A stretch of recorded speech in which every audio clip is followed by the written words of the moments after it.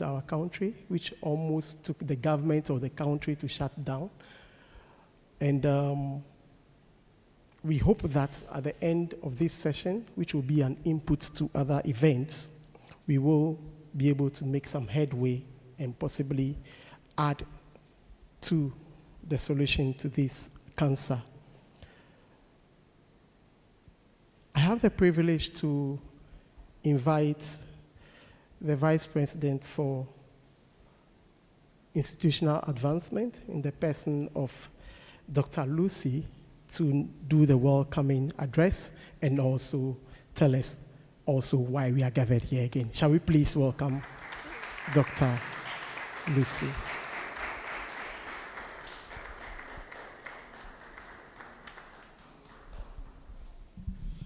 Thank you so much. Good morning, everyone. Oh, it's exciting to see you all here. And once again, thank you so much for your patience. I want to take this opportunity to welcome you to Academic City University, where we truly believe we are developing future-ready leaders. One of the things that we were discussing this week in a couple of our meetings was, when you hear about Academic City, what do you think of? And a lot of feedback we've been hearing is that we are problem solvers, people who actually create solutions to challenges that is being faced by the Ghanaian community. And this is a typical example of us wanting to play a role in addressing challenges that is facing not just the Ghanaian community, but the African continent at large. Academic City is very well bent on producing those future-ready leaders who take into consideration whatever they learn in the classroom and practicalize it and generate solutions even whilst they are in school. So as they go through year one, year two, they work on multiple projects, come up with ideas, and we want to share this with the world. And the way we teach here as well is that we also believe that technology plays a very critical element in a lot of solutions that we can generate around us. So you'll see that at Academic City, we deliberately get all our students, irrespective of their background, to take some technological courses. They take programming so that they know and are prepared for the future world of work. They take technology and society, one of the courses I teach, and for this particular year, their mid-semester project, they are coming up with technological solutions which can reverse the effect of Galamsey. So we are always constantly looking at what are the topical issues and how can we play a role. So let's say welcome to Academic City, and here today we are here to do this seminar called Unpacking Galamsey. And Galamsey is a very complex issue. A lot of times people think it's straightforward, but it actually is not that straightforward. As you dig deeper, you realize that it is entrenched in practices, the number of people involved, the scale, the impact it has on people's lives. And I think that if you look at the sub-theme, we truly believe that there's so many hidden or uncovered treasures in mining, but if we do it the responsible way. That's this whole idea of talking about how do we unpack Galamsey. It's very easy for us to say, ban Galamsey, stop illegal mining. But the people that is their day-to-day and butter and bread, what tools are we equipping them? What alternatives are we giving them? People that are living in these environments or these rural areas that said this is how they live. How do you tell them stop? It's very easy for us to sit somewhere else and say, make it legal. Give them licenses, but as you're giving someone license, yes, you may give them license in one area and they'll do something different, which then moves them back into this Galamsey era. We truly believe that it is multifaceted, and that is why it is very important that we bring different skill sets, different backgrounds, different knowledge all together so that together we can learn what Galamsey is really truly about and our role in that. So far, there's been a lot of debate on there, and I'm so happy to see Engineer Ken Ashby here because you hear him on the radio and he's so passionate when it comes to Galamsey. We are here to hear the voice of academics within this as well. That is why Academic City, we took it upon ourselves that we should start having this discussion so that academics can play a role as well, so that we can engage with the local community. We have chiefs here, we have academia here, we have industry people here, we have practicing people here to say, how do we come together, unpack what it is Galamsey is all about, and what is our role in making sure that it works for us and not against us. It is possible to do mining responsibly. It is possible to do it legally. How do we go about it? And we can say what we want about the effects of it. Some of the effects are already here. So how do we reverse that back? How do we claim that back? And I know some of our students will be coming up with some innovative ideas that eventually we will hope to be able to talk about once they've come up with something tangible for the world to see. But for today, this is the start of that discussion of Unpacking Galamsey. Our plan is not to make this a one talk shop that we talk today and that's it. We will be following up with other events, with a climax symposium in June next year, where we'll bring a lot more people together to say, have we truly unpacked Galamsey, and do we have a way forward? And on that note, welcome to Academic City.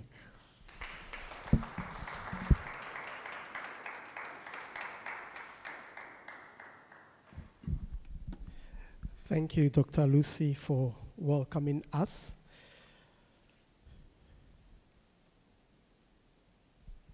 I want to inform all of us that we are also live on Facebook and on YouTube on our handles. So you may please share the link for those who want to join us as well. Thank you. At this moment, and I know our panel are ready. However, to facilitate this panel discussion, we have two of our own from the Faculty of Business and Communication Arts who will be helping us in this panel discussion. Kindly help me invite Mr. Michael Yamwa, as well as Miss Ruth Bazen to facilitate.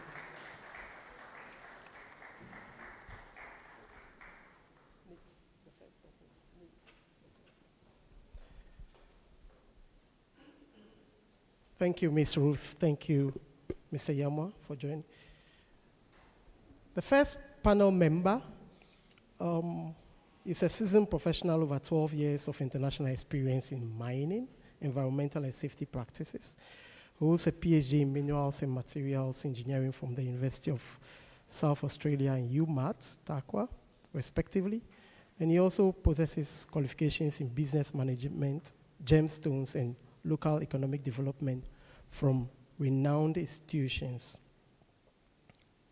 His research work focuses on sustainable mining, environmental management, gender inclusion, and socio-economic development in extractive communities. He's also contributed to policy development and has served as an expert on artisanal and small-scale mining on international platforms, including African Mining Forum organized by the AU and African Development Bank. Please help me welcome Dr. Ishmael Kweku as one of our panel.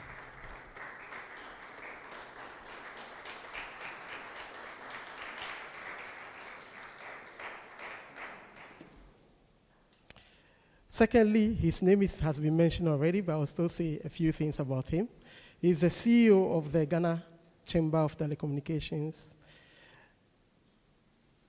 an accredited member of the Institute of Public Relations Ghana, and a fellow of Ghana Institute of Engineers, IOD Ghana, and Institute Certified Economists. He's a chairman of the National Engineering Coordinating Team and an alumnus of the 2018 CSC leadership. Prior to his appointment to the chamber, he was the MD of Graphics Communications Group Limited, CEO of Multi TV, and MD of Optimum Media Prime. He's an avid speaker at national and international forums and conferences, and he's also a media rights advocate and has been convening a few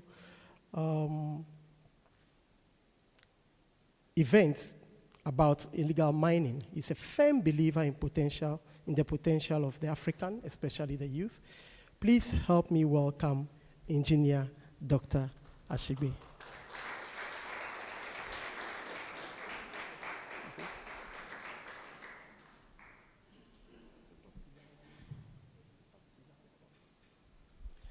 Okay. Thirdly, we are privileged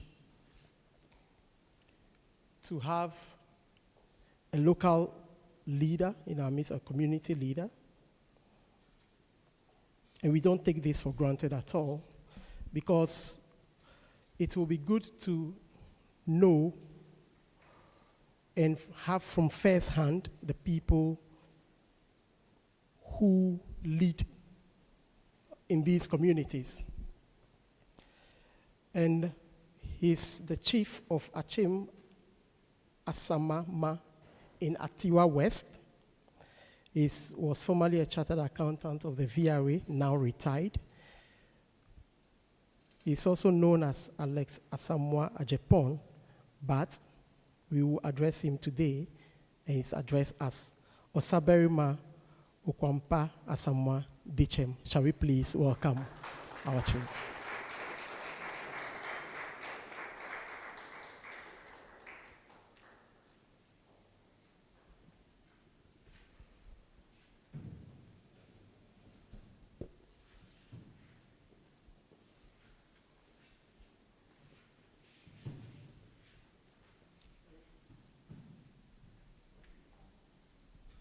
And then lastly,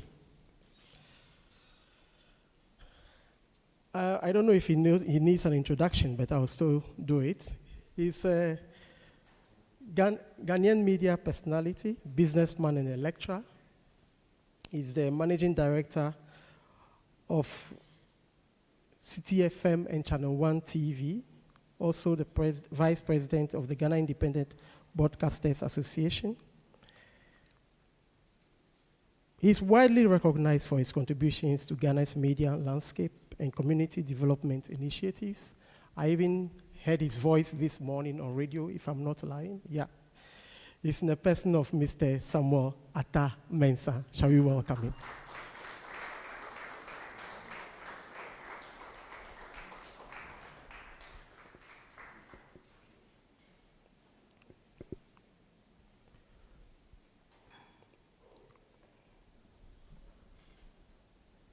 We are so, so grateful for joining us for this event.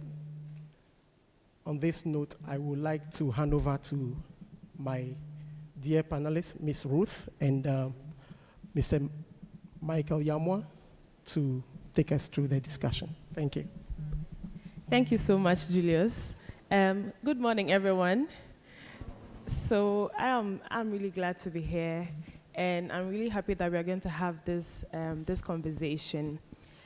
It's a critical discussion that needs urgent attention, in my opinion, and I guess that everyone in this room agrees that Galamsey does need an urgent attention. So for us, we are just going to have a discussion, try to call the key people to action, and look forward to see how we can get responsible mining done in our country. So, Mr. Yamwa, over to you. Okay, thank you, Ruth. And I also want to welcome everybody. The welcomes have already been done.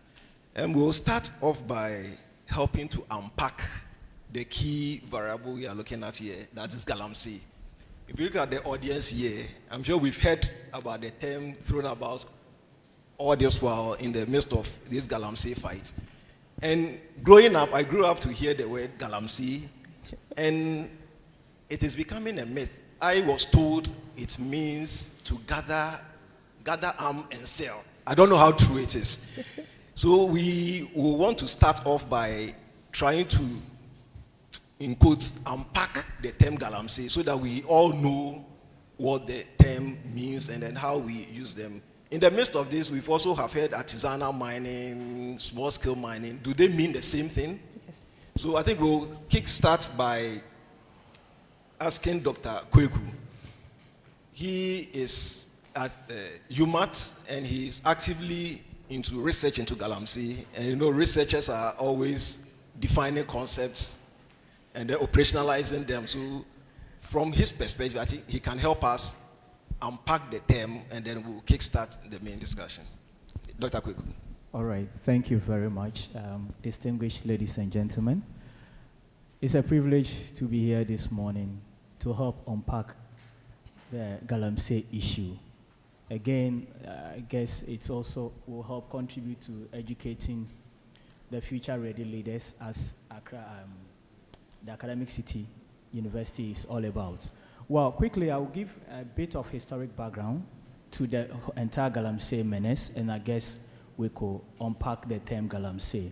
Now, prior to 1900, our forefathers were definitely mining. And quick to say that mining has been part of human civilization. Two of the major occupations that has been part of our civilization, agriculture and mining. So we have a term saying that if you are not planting or you are not growing, then you are mining. So it means that mining has defined our civilization. But until 1900, where the first mining ordinance came to being, our forefathers were digging around, were doing their mining, extracting their gold and other forms of minerals. But the 1900 Act came in to say that, look, you can no longer go around picking your stuffs. Before you do that, you need to get license. However, the colonial masters, when they also came, they only observed that our people were gathering and selling their produce. So that is where the root word came in. It's gather them and sell. But over the period, the Galamsey and stuff, because of the English, we have names like Tebre to get into small sense, to get into small-scale mining. The definitions were you just needed to be 8-scale mining. The definitions were you just needed to be 18 years and above of sound mind, and you get into the mining. And so most of it, again, was being done like the gathering and selling using rudimentary tools. And then we got the Chinese got involved. The Chinese came, and then they brought dredgers that they actually put on the water bodies. The interesting thing is that, you know, the gold in Ghana, a lot of it sits on top of the hills and all. So with rain and all of that, a lot of it washes down and gets into the water bodies as well. So you have a lot of alluvial gold sitting in a lot of our water bodies. The interesting thing is that when the colonial masters were here, they were not as wicked as much to say they wanted to even mine in the water bodies. They would do a lot of, they were not even doing the alluvial, they were doing the deep pit mining. And Kwame Nkrumah's time again was like, okay, so the vegetation and the top was for planting. If you wanted to mine, you deep down and go. But when the PNDC law came in and small-scale mining took place, and artisanal mining was also allowed under some particular conditions, we got the Chinese coming in with the dredgers. We also got some equipment coming in. So beyond just the shovel, the pickaxe, and all of that, people now started using equipment. And so you'll find out that a lot of the governments would fight, and this is our 1992 constitutional era, you know, they'll fight it, they'll form task forces for it. So the NDC did that. They changed even the minister who was then leading the fight, brought another on. So in 2016, the situation had gotten to a head. So CTFM were one of the first to start, and that predated even this government. So that started in 2016, and then in 2017, we saw the turbidity of water going very bad. The interesting thing is that for water to be treated, the WHO sets the standard of 5 NTUs as the turbidity level that you require. Then you process it to less than 1 NTU for drinking purposes. But in the 2016s, getting to 2017, the turbidity rose so badly. And as I said, City started it in 2016 with graphic and all of that, but it got to a head in 2017. And then as media, we decided that we're not just going to be reporting it, but now we're going to advocate for the change. And so the media coalition was formed, and we started that. And that's when, in July of that year, the coalition was launched sometime in April, July of that year, the president said he was, and again, I think for an academic institution, it's important to, when we're quoting, quote well. The president said he was prepared to put his presidency on the line. He didn't say he was putting his presidency on the line. He said he was prepared. And we saw some changes happen. So we saw the Operation Vanguard start. There was a minerals, there was a policy that was put together. We got the interministerial committee, and we got a moratorium on all small-scale mining. And we got stability of water to improve. And then, as you know, that fight was going on, as we're getting close to the 2020 elections, we saw that the NDC then, in the local grant, would say, you see, these people have come and they are taking your business away from you. And then we started seeing the MPP also starting to respond. So as we're getting close to the 2020 elections, they withdrew the military from Operation Vanguard. And I'm sure that some videos you might have seen of some NDC people who were in the theater of a crime, saying that they were going to allow mining when they came into office, you know. And so after the elections, the MPP also then forgot about fighting it. They had some charades about wanting to fight it. They would attempt one or two things. Then in August this year, we got the turbidity of water was reported by Ghana Water as being at 14,000 NTUs. You know, at the Heman water treatment plant. This is an equipment that is designed at 500 NTUs to operate. Ghana Water pushes it to 2,000, but the WHO says it should be 5 NTUs. And so you got that at 14,000 NTUs. And so the cry happened, and everybody, over 50 organizations then started clamoring for something to be done. It got the TUC involved in it. The TUC almost then worked together with the media coalition also then evolved and got all of these people joining, and we got the Ghana Coalition Against Galamsey. There was a 24-hour period that City FM and Channel 1 set dedicated to just the fight of this. So that happened, and then the Labour also joined, and they then gave that they were going to go on strike if government did not do anything about it. They had various meetings with government, and they said government put up some enhanced measures. We were then asking for a state of emergency on the water bodies, the sites of the water bodies, and then the forest reserves. The NDC and MPP have sat in Parliament and passed the obnoxious LI 2462 that was permitting people to go into the forest reserves to go and mine. And the promise was that it was going to be revoked. So the Attorney General had taken steps to get that done. The special court issues were done, and all of that. So we saw the military, you know, on a particular day get into the theater. I think they were on the brim front, and then they had some media people in there. After a while, they left the brim and they said they were going to the central region. After 1 week, they left. Even after they've done that operation, the Galamseyers got back, and we had to call on the small-scale miners. They went there to go and arrest some of the people. As we speak, LI 2462 that were going to be repealed. When the parliamentarians came back on the 15th of October, we saw what they were doing. Now they were choosing which side of the seat they will sit. So they did not deal with it. The special courts, we've had some number of special courts being done, but really, we're not seeing anything. So the fight has been led primarily by the media, with other people supporting it. The government comes in, touches and go. The challenge we have is that the arsonists are the firefighters. So we need to look at that. And I agree with Dr. Lucy when he says that this particular fight is a multifaceted issue. You know, but when I hear people talk about the issues about poverty, there's no poverty in here. It's an issue of greed. The level of money that people are seeing is so much that it is encouraging people to do the things that they ought to do.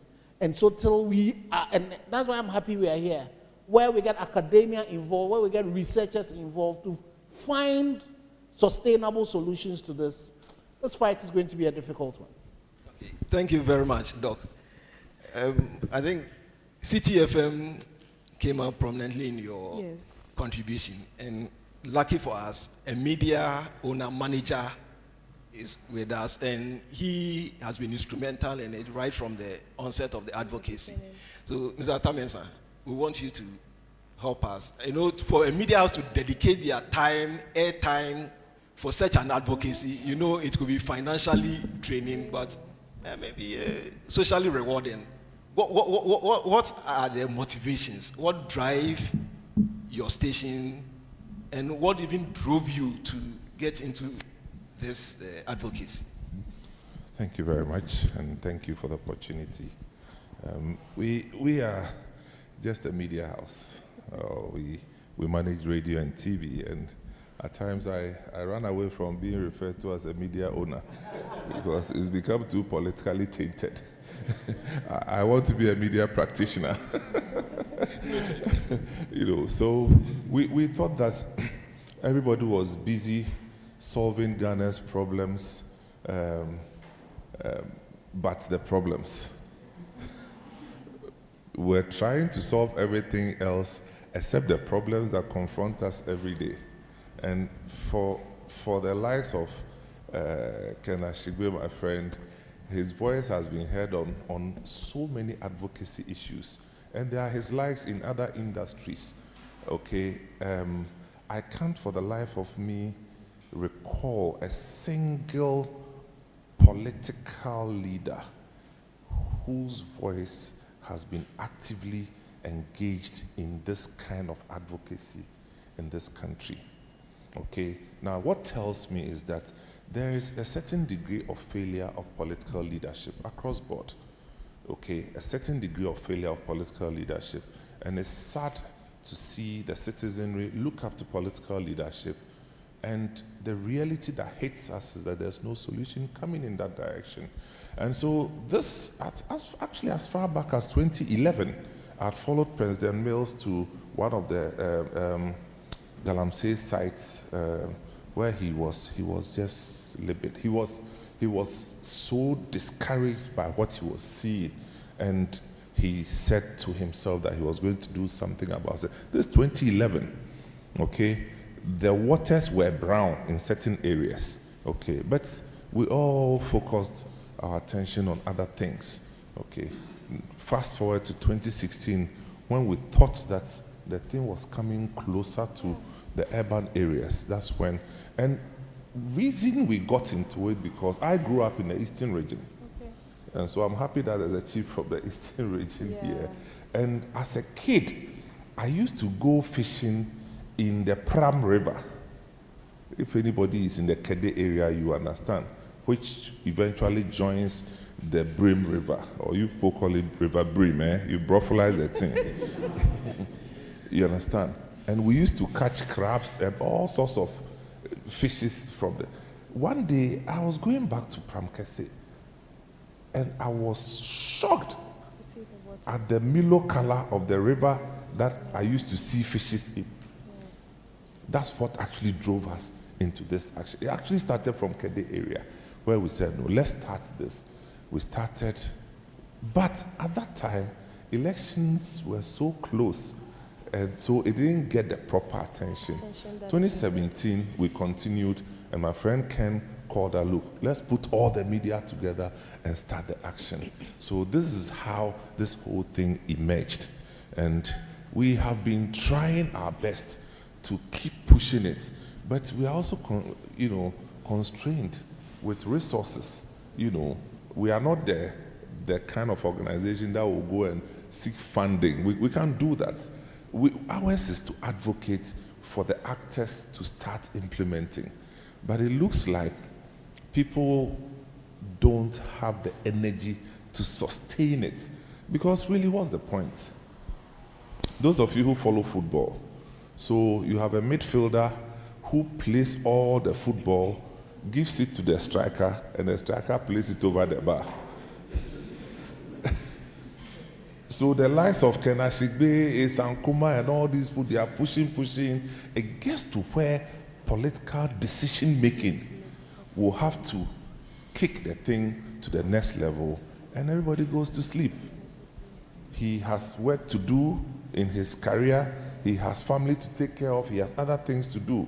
He can't carry the Ghana on his head. So these are some of the things that discourage us. We cannot sustain it because we are not resourced to do that. And that's where we are.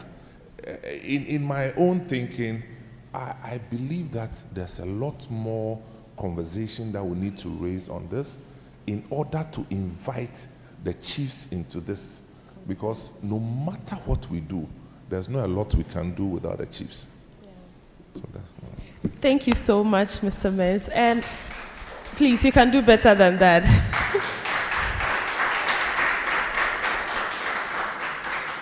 Thank you very much. It looks as if the conversation is just getting to the right places. And I'm glad that we have Osaber Malkwampa here, because we've heard from the researcher, we've heard from maybe the CSOs, if I would like to put, and we've heard from the media.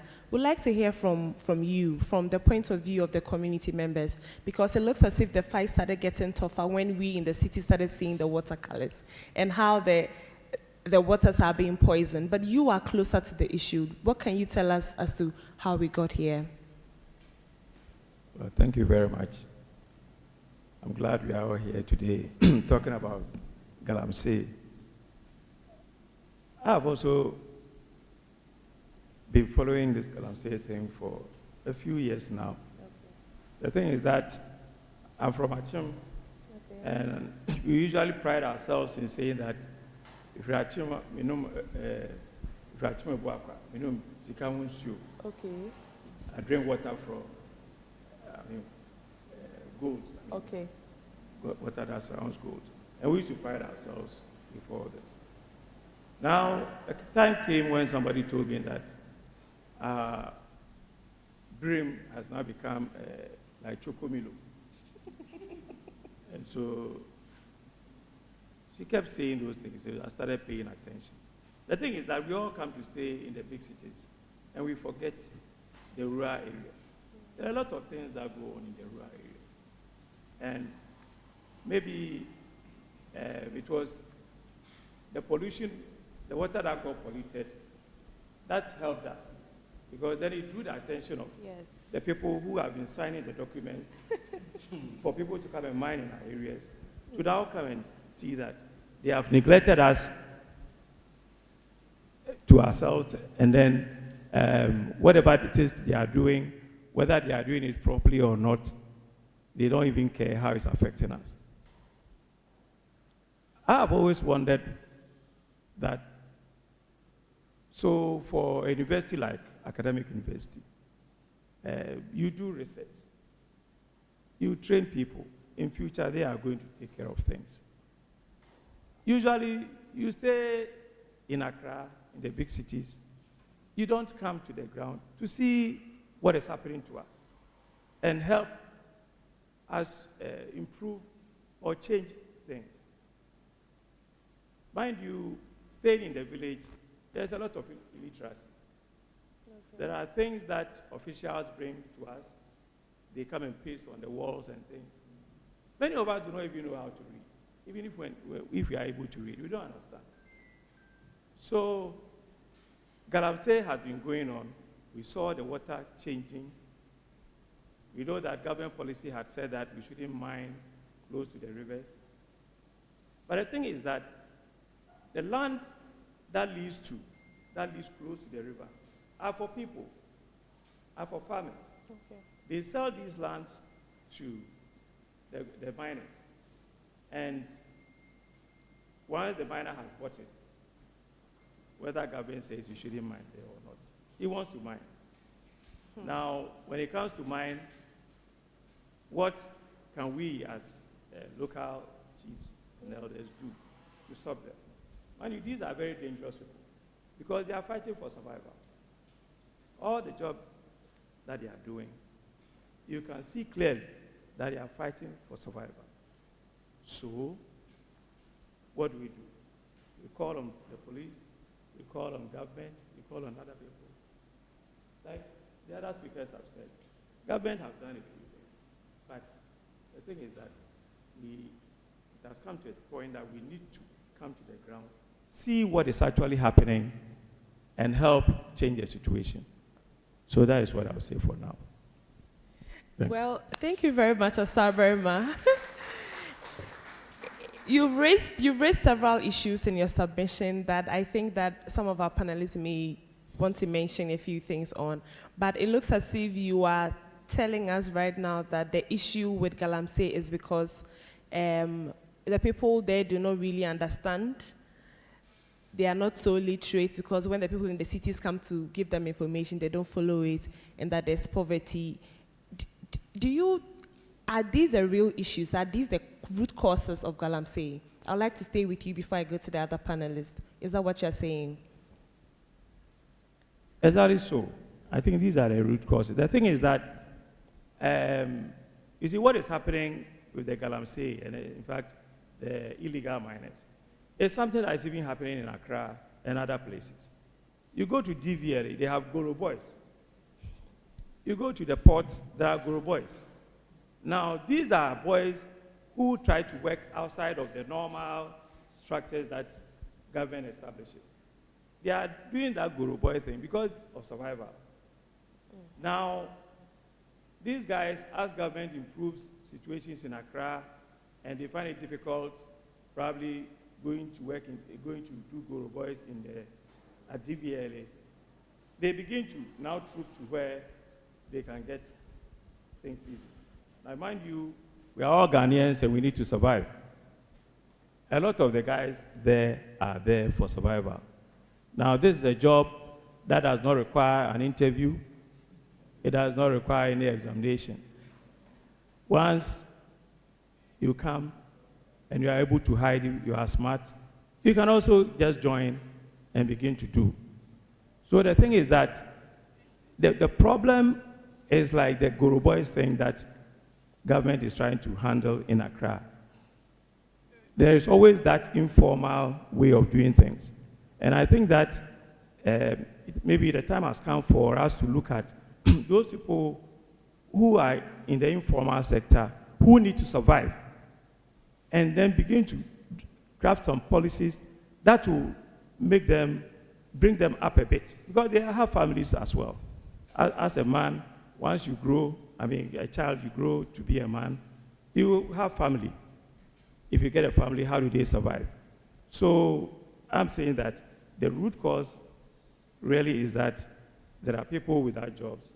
They need to survive, and whatever they have to do to survive, that is what they are doing now. All right. Thank you very much, Saberma. Okay. Thank you, Nana. It appears it's becoming a circus. When Samense's submission, of course, he believed strongly that the chiefs had a role to play. A very big role to play. I'm sure he probably may want to light up. But Samens, I don't know if you want to react. I wanted to look at it from also the researcher who is also on the ground. Yeah. On the ground, and fortunately he lives in a mining community and works in a mining community and researches in a mining community. The issues with your research, what major issues have you been able to look at? Because looking at your profile, you even look at it from the social, geographical perspective, in gender, and then all that. So, Doc, what have you been able to identify as the root causes? Are the chiefs that powerless to enforce illegal mining in their communities? All right, thank you very much. The issue of illegal mining, I might say, the root cause, one of the greatest, the most prominent one is that Ghanaians are sleeping. I remember our president made a statement that we should be citizens, but we should be participants or citizens, not spectators. Yes, thank you. And over the period, in terms of small-scale mining, I guess we have not been citizens but spectators. Now, the issue of Galamsey now is now a national issue. The question is, when did it even start? And why are we here? It's just because Ghanaians decided to go back to sleep, and then we just woke up. Nana has mentioned that livelihood is one of the driving forces of illegality. The other thing is that, yes, livelihood. And when you go into livelihood, what I have seen is that we have two groups of people. We have ones that are looking for livelihood, just deliberate. And we have others that are looking into wealth creation. They have money, but they want to multiply the money. Now, if you have such group of people involved, their behavior, psychology, and stuffs are different. So, for instance, if somebody is in Accra has money, has machines, he wants to get gold. Most often they don't go to the site. They just send the machines and do not care about the environmental issues and stuff. They just tell the boys, hey, get me the gold. Now, the guys down there are also looking for livelihood, and definitely they will not look at the environment. The question they will ask, what has the environment given to them, like Nana said. So, yes, livelihood is one of the key things. The other thing too is that geologically, Ghana has one of the favorable mineral climate. It means that everywhere you go around in Ghana, you find something useful. Quick to note that we do not only do Galamsey for gold only. People do Galamsey for clay. Oh. Yes. Now when you travel across from Accra, Cape Coast to Shama, you realize that people have, and it's good that our medium practitioners are here. I think it's one thing we have neglected, and I've seen it coming. People dig around for the clays, and they leave abandoned pits. Now you travel across the road, from Cape Coast to Shama, you realize that they have a lot of pits with water. You might think they were there. No. It is the mining of the clay. These guys mine it and they leave it there. So now the issue is not only about gold, guys, but the clays and other stuff. The clays are used for the tiles, the ceramics that we have here. Now it's also becoming an essential threat, especially to the environment. It's something that we need to look at. So yes, geological climate is also another one. And now the prices of commodity. Now gold prices are extremely high. It's increased about 500% over the year. I remember January, a pound is about 7.75 grams refined. It was about 2,000, 3,000 Ghana cedis. Now, yesterday I asked, it was 11,000 Ghana cedis now. Wow. So if you look at the variation in prices, look, everyone in there will be empowered enough, will be motivated to go in there for it. So apart from the high prices as well, Nana also mentioned that the entry barrier is also easy. I don't need to be a university graduate to go into small-scale mining. Actually, if you look at our mining sector, the small-scale mining hosts about 90% of unskilled labor relative to the large-scale, the so-called licensed small-scale, licensed miners. Because there you don't need skills. What you need is your strength and your willingness to work. Whether you are a woman, a child, excuse me to say, physically challenged or what, you find a space in there. So it's promote these things from happening. And I also want to say that it's also an occupational, it's a generational occupation. It means that it's something that has been done for years. So it's been part and parcel of certain communities. And therefore, it becomes a bit difficult for them to move away and rely on alternative livelihood. Let me give an example. Like I sit here, I'm a lecturer. Somebody comes in here and said, I'm offering an alternative livelihood. I want you to rear grass cutter. Hang on a minute. How long would it take me to rear grass cutter to a point where I can confidently feed on? So some of these things are also driving them, but the question is, are they the right drivers? Is also another thing to discuss. So these are some of the factors that drive the illegal, let me say, the small-scale mining issues that we see today. Thank you. Doc, from the pictures we see on television, and then sometimes you end up traveling along the coast and then the mining area, it appears the mining isn't small scale, if I'll put it that way, as the term is used. Because then small scale, then it means these are people who don't have big concessions, haven't been granted big concessions for them to mine and all that. But you see actual, if we should put the machines there, but we are told, no, we've not granted them any license to mine in these areas. How will you side with me that these are not small scale and it is really organized in the guise of small scale mining? Well, thank you very much. So the interesting thing is that if you look at the small-scale mining, by definition, the size of your concessions are limited. Okay. Yes, 25 acres max. is what licensed small-scale miners are supposed to get. And because of the fact that mechanization has gotten involved in all of that, and, so 25 acres, when they get an excavator and they put it, they'll eat it in, a few hours. And so you find out that and again, when we talk about illegal small-scale mining, people have licenses who are doing illegal mining. They will go and get contiguous 25 acres. It's illegal. And they do it. And so because of the equipment that we've brought into, the mining, some of these are no more small scale. They are large scale, but the people who are doing it are supposed to be doing small scale mining. And it's the reason why it's now become very challenging. Because if they come to your area and you decide that you are not going to give away your land for it, Tuesday, you don't go to the farm. So by the time you come on Wednesday, they have dug.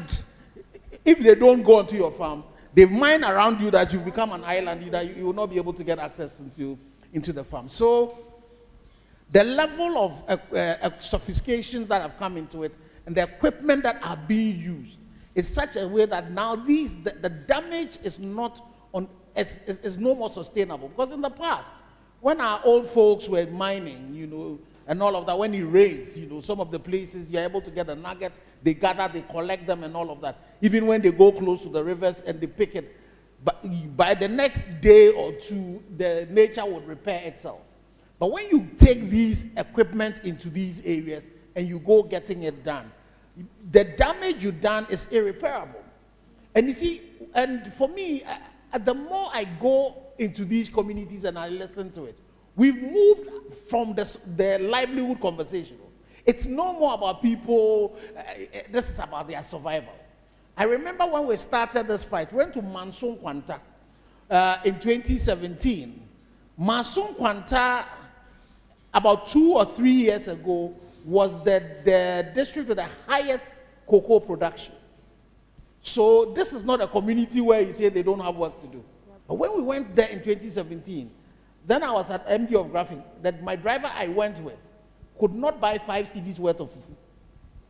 They wouldn't even cut 5 cedis because there was no farming going on there. They have all migrated and they've gone into the gold. So the thing that is actually feeding all of this is the level of greed. And for the people who are in the communities, and they get only a little bit of the amount of money that Doc was mentioning that gold is sold for. It is the people who are sitting in Accra, people like you and I, because how much, the people in those, they won't be able to afford an excavator. Even the Chamfans, they will not be able to afford it. So it is these people. I remember in 2017, there was a gentleman who was on air who was saying that the president has come and says he's coming to stop Galamsey. He's called Bronxy. He said he lived in East Legon. And that he paid these people 500 cedis, 800 cedis a day. But they are not going to stop. So it is the likes of the Bronxes.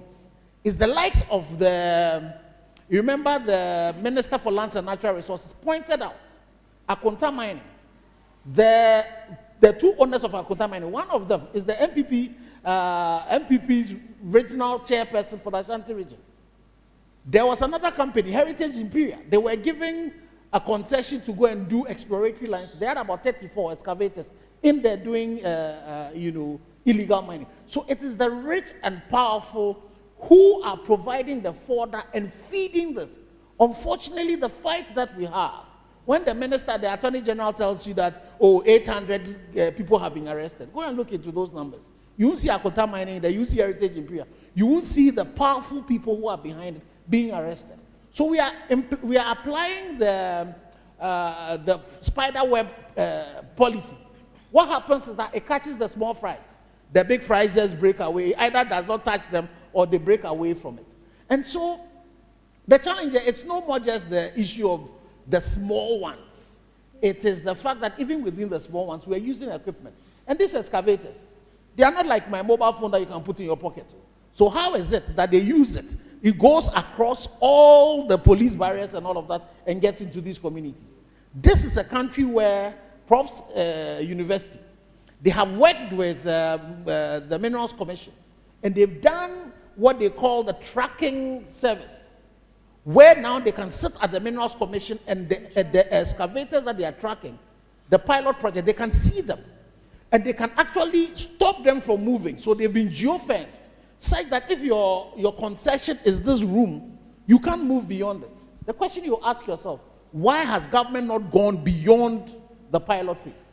So yes, it's really the level of degradation that is taking place, where we are now,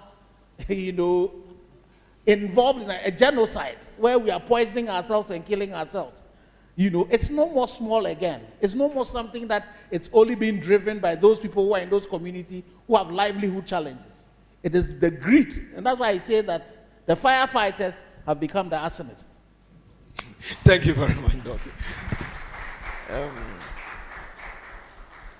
I'm sure you are taking your notes. In due time, you'll be asked to unpack the questions on your mind so that the panel here can help us.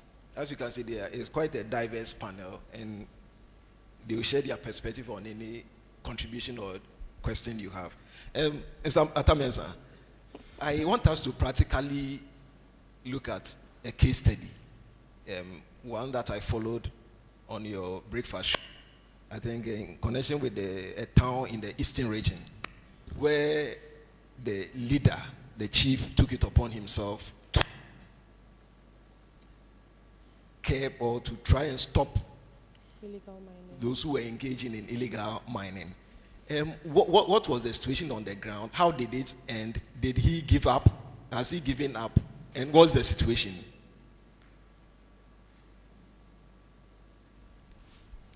Thank you. I don't know whether our chief preempted your question, because he's actually answered it already. This happened in Esium in the eastern region. Esium is a town which is about, say, 5 kilometers from Kede. And for the students in blue, if Kede is not familiar, it's the name of a town in Ghana, okay? Right, so the one sub-chief in Esium marshaled all the youth in the town to try and stop this particular Galamsey or small-scale mining company from what they termed as destroying their land. So the entire youth of the town took to the streets, seized equipment, tried to push them away from the mining area, got a place to park all the equipment nicely, and invited the police, But it turned out that, and that's why I referred to our chief, it turned out that the company had been given a license. Because the land had been legitimately sold to them by somebody. And so they had moved in to do the mining. However, and this is where the dicey issue comes up, in the process of mining, they moved on to divert the streams that serve water to the town for their own convenience. And this is what angered the youth. Okay, and so back and forth, what happened, they had to go on with their mining because they had a license. And more so, some of the chiefs were benefiting from it. So one chief against a larger number of chiefs, he couldn't survive. Okay, now our prof made reference to the whole thing about where this Galamsey started from. There's a thin line of continuity in this Galamsey thing. It started many decades ago, and it's never stopped before. And so when the policymakers and the politicians make it look like a problem that just popped up, and so you have a full-time devil, you want to use part-time Christian to go and deal with the full-time devil. This is exactly what is happening. This thing has been with us like forever. Okay? Now, the scary bit which we are confronted with today is how it's affecting our water bodies. Okay? Now, he says something about gather and sell. Gather them and sell. Yes. Now, this gather them and sell is actually not what we used to call Galamsey. It's actually the instructions that were given to the locals to go and gather and sell. Now, this is it. Now, if there's anybody here who has worked in rice farms before, I'll use the rice as an illustration. Okay. And because as a kid, I worked in a rice farm, so I can relate to that. What happens is that the owners of the plantation, they use the machines to do the, how do you call that thing? To do the milling, the first phase, where they pluck the rice from the tree. From the stalk. With the harvester. Okay? Now, when they do the first round, the chaff that settles on the ground, you are told to gather them, go and sieve them, because the second phase, you will get something small, and then you also go and sell. This is how they were dealing with mining. So the main companies do their mining, do their first washing. Now the debris that is left, the locals are told to gather and rewash the small one. So this thing has been with us, and nobody found anything wrong with that. Okay? And indeed, there was nothing wrong with it. As a young boy growing up in Akwetia area, we used to do that with diamond. You go to Cast. Cast is the name of the company, Consolidated something. A big company that was doing. So we ran from school and go there. Of course, I was a boarding student, so I come home. We go there, go and stand behind the Cast wall, because that's where they throw the things away. So you see the water gushing out through the gutter, and boys will be holding their buckets. And then they fetch with the sand and go and pour it somewhere, and small. At times you get something small, at times you get nothing. Okay, so I'm just saying that it's part of the way we have lived for many years. Now, it's come so close to destroying our water. And that is where the problem is. And I will still bring it down to failed leadership and enforcement. Okay? Now, assuming the chiefs say, oh, this land belongs to this person, and once he sells it, people can do what they want to do with it. That's where I depart from it. It can be sold to you, but you can't do what you want to do with it.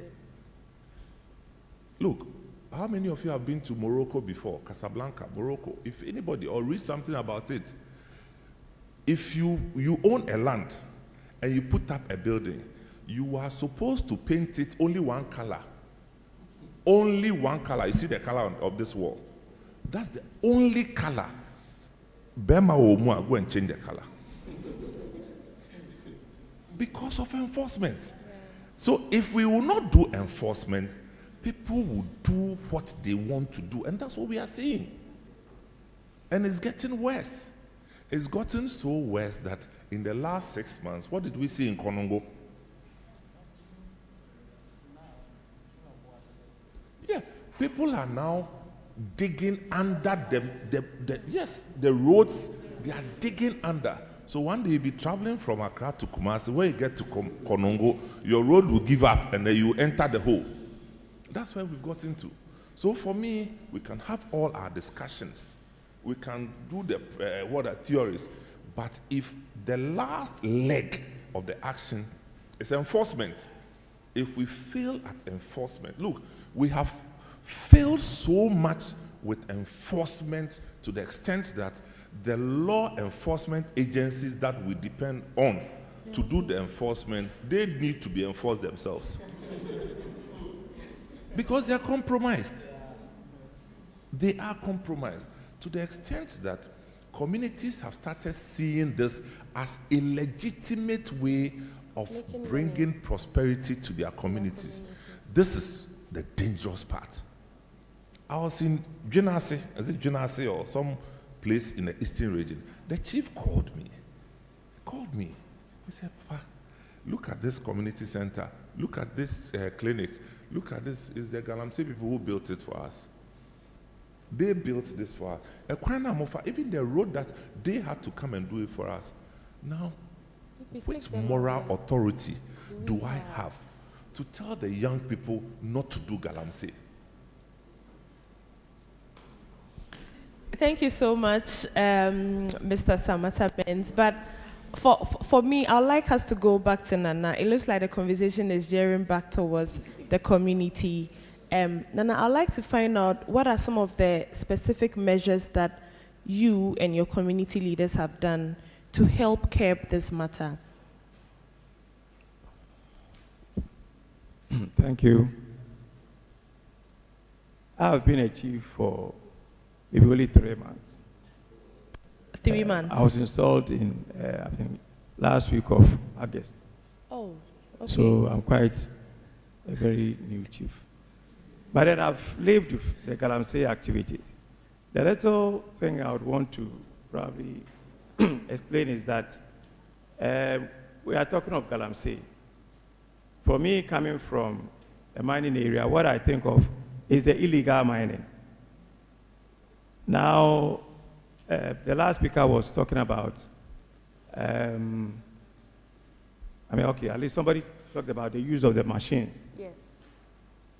If you are a small-scale miner and you are using your machines, you are illegal. You are not an illegal person. You are mining legally. And the size of plot they give you is about is 25 acres. Now, for me, even the problem I see is that I think we should be looking at even the mining laws themselves. Now, I've encountered a few situations where somebody says that I've spent so much on this farm, and I want to see it to be successful and leave it to my kids in future. Now, somebody sits at Minerals Commission and then issues a license. They have drawn a certain map, colored it of various greens and things. And they have places you can mine and places you can't mine. Now, they mark some places as available to small-scale miners. Now, you are in your village minding your own business, and somebody comes and says, I'm coming to mine. These are my documents. It takes a while before you even get to know the source of the documents. Usually, the pages are so many. How many people will even make the time to read?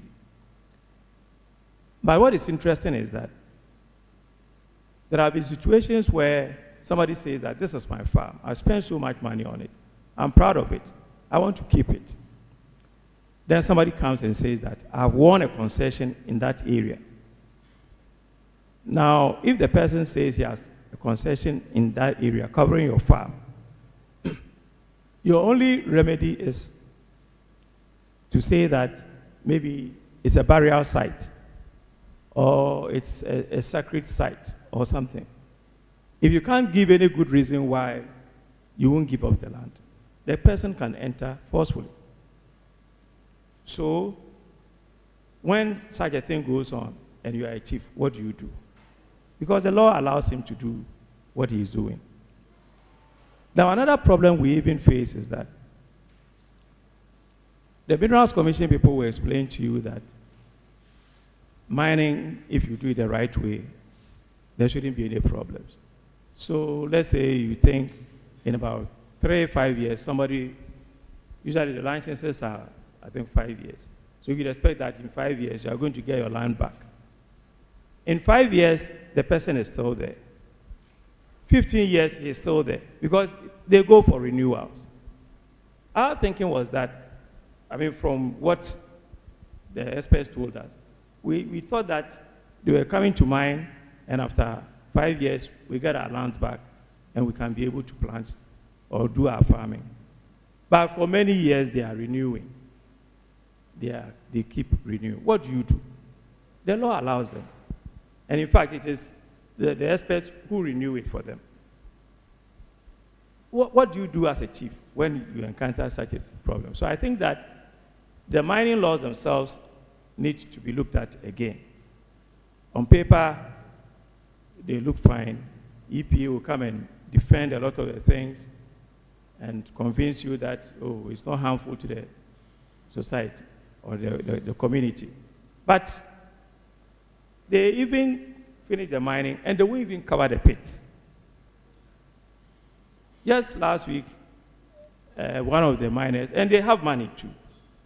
They have good money. Maybe I'm retired and I have my money, so I can defend it a little bit. But for other people who haven't worked probably to the level that I worked, the little money they give you is big. You have your children to take care of and all of that. If somebody comes and is offering, and they know that we need the money, so they'll offer it to you. Now, since I became a chief, what I've tried to do is that, in fact, I just don't understand why there is a good way of doing something and you want to do it the wrong way. So, a few weeks ago, I organized my community. I met all of them. And I told them I wanted to know whether they like the mining or they don't like it. What are their likes and dislikes with them? What are the problems they've encountered? And I was surprised at the turnout and the various criticisms that they leveled. You see, there are people who even collapse when they go to see their land because of the state in which they've left the land. So what I did was that after meeting the community and listening to all their problems, then I also made an arrangement with Takwa School of Mines, the Minerals Commission, EPA, and other stakeholders. So I invited them to come and give us some education on what to do. So we invited all the illegal miners, but we also invited the legal miners. Because even the legal miners who are supposed to be doing the right thing, they have left even more pits than the illegal miners. So I tend to classify them also as illegal miners. So I compelled all of them to come for a training at a fee. So you pay, and that was what we used to pay the people who came to give the education. I think that too was very successful. And that was when we also heard from the miners' side. You see, I keep saying survivor. The thing is that for many of them who are there, the rich man who is in Accra who has a machine, he can never come and do the gold digging. He uses the ordinary labor, and they are in abundance. In fact, there are people coming all the way from Mali and Niger to the community. And if you come to my village at Chimasamama in the evenings when they have closed, the whole street is full. The languages that are being spoken, many of them, you don't even understand. So this is an attractive business, and it has even brought people from far and near to come and do. So after the training, I spoke to them and said that now you have been taught the right way to do things. So whether you are legal or illegal, I expect that this time when you go out into the field, you are going to do the right thing. And I'm going to send a task force after you. I have also put a task force in place, and they go around to check. In the past, when they formed task forces, they used to just go collect monies from them because you are doing illegal. But I'm saying that I'm levying a fee.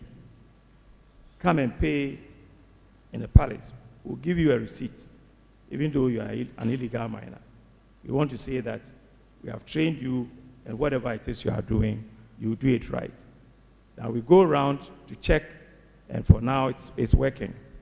The thing is that I'm not saying what I'm doing is the right thing. But they are destroying our land. They are destroying everything. We need funds to repair some of the damages they cause. A few times we have tried to cover. In fact, I think President Akufo-Addo, when he came the first time, did a lot of covering of the pits. very many of them. But I don't know, they say that a new technology has come, a new technique has come. So the mining that was done many years ago, when we expected to return our lands to us, the people have come back to it and are still digging. And that is what continues to go on. When is it going to end? So I think that we need to look at the mining laws themselves and how it is implemented. Thank you.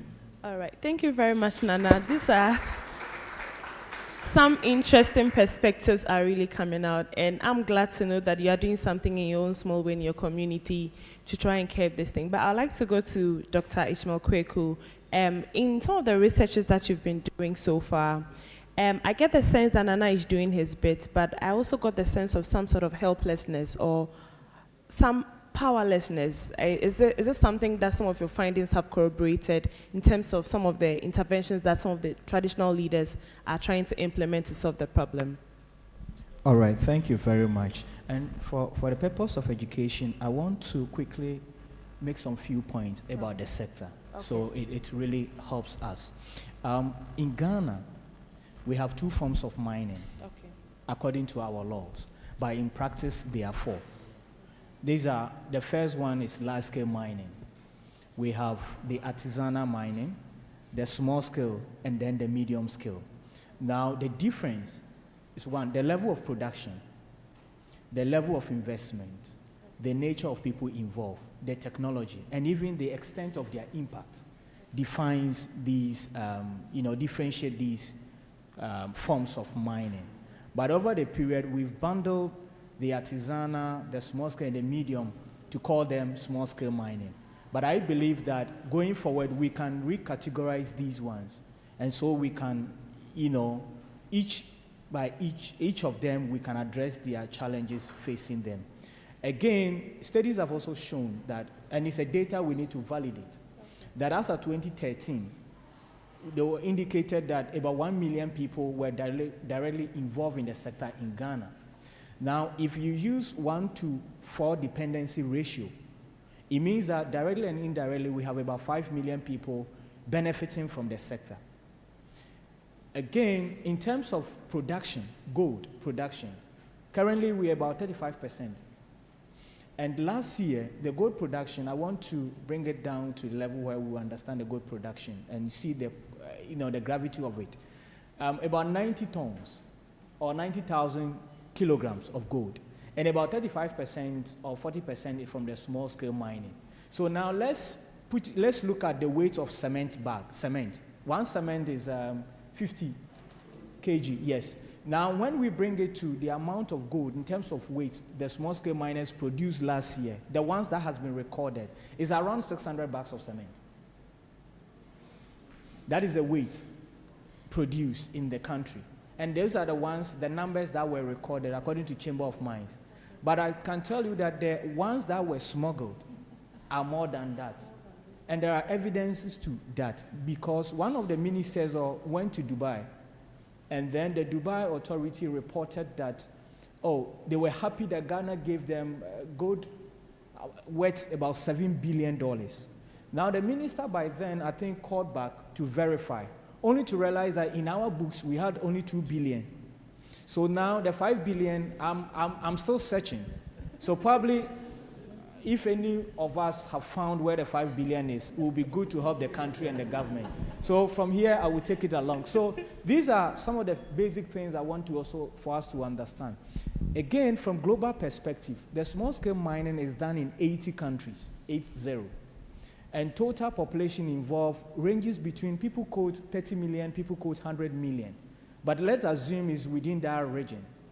In terms of mineral production, like diamonds, about 20-30% of diamonds we produce globally comes from small-scale mining.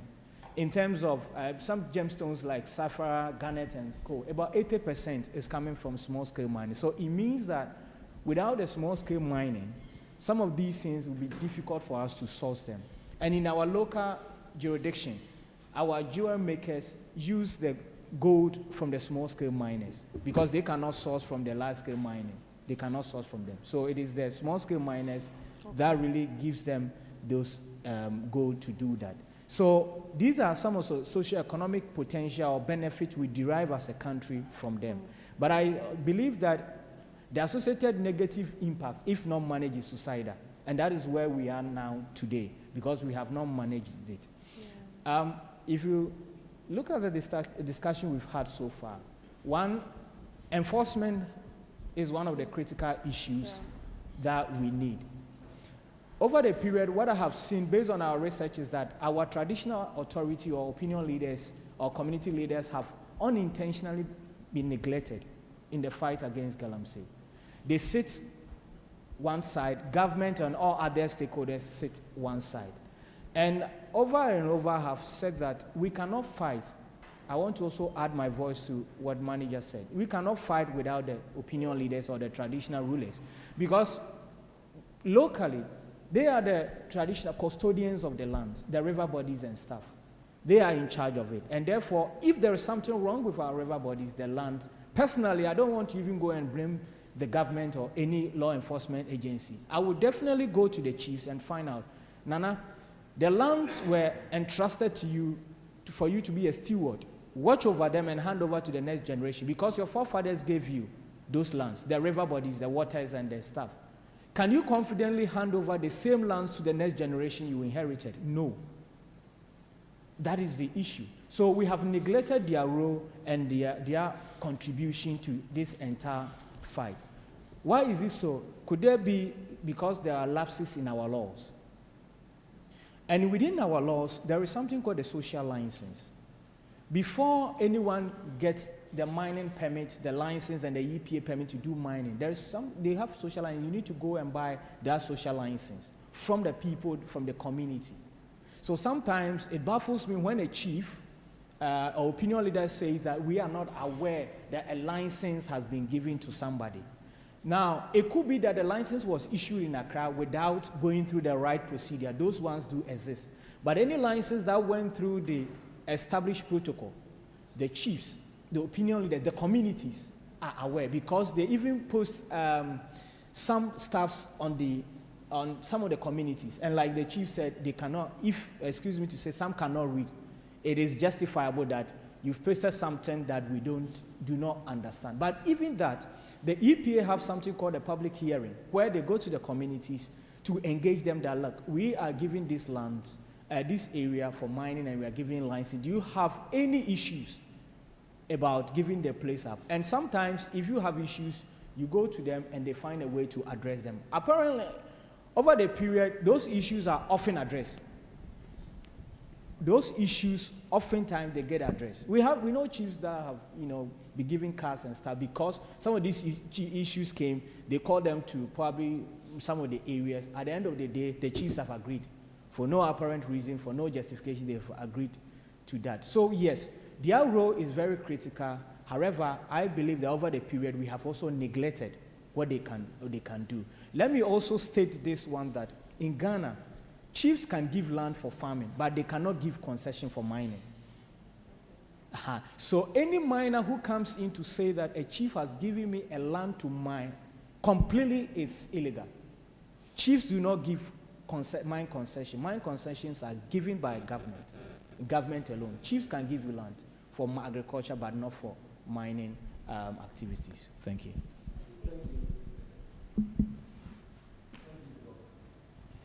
Yes, I think it's time for us to take some questions and then contribution from you. But when we are done with the question, I'll love that Dr. Ashibe takes us through, his take on whether we need to strengthen the laws or we have enough existing laws in Ghana.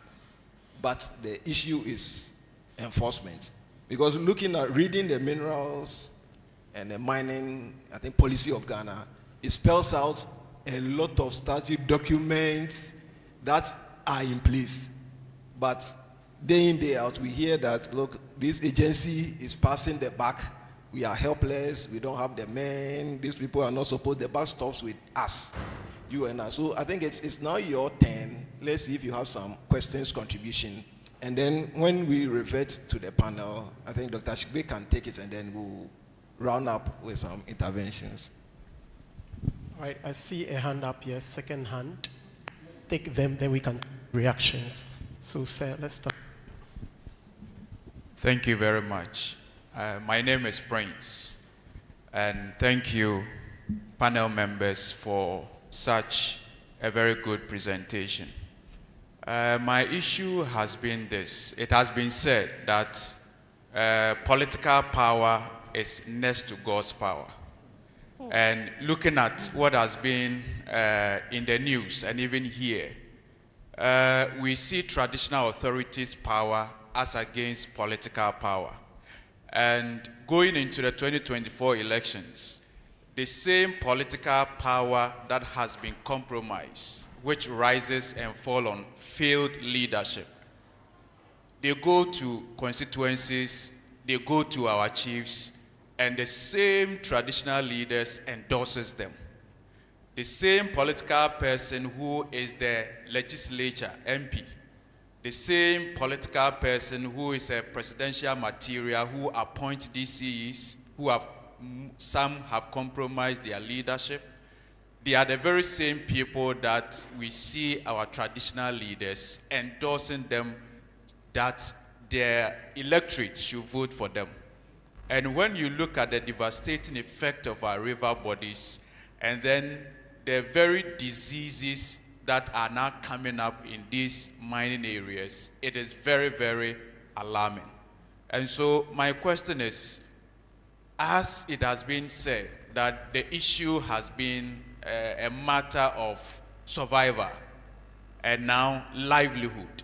But as it were, during the COVID era, our president said that we know how to restore our economy, but not about bringing back the lives of Ghanaians. So are we going to say that because of livelihood, lives should be lost? And that is where I agree with Dr. Ashibe, who said that it is a matter of greediness.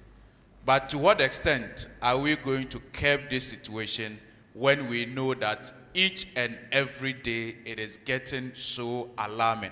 And now it is in the cities. And are we also going to say that perhaps some of our traditional leaders have left their people to the cities, and so they are not also being exposed to the realities on the ground to be able to advocate for them? Thank you very much. Question well noted. Let's take the second one, and then we can have some reactions. Hello, my name is Bubune Adjo Ashibe. I'm a final year student studying computer engineering, and my final year project centers very well on the issue of Galamsey and its impact.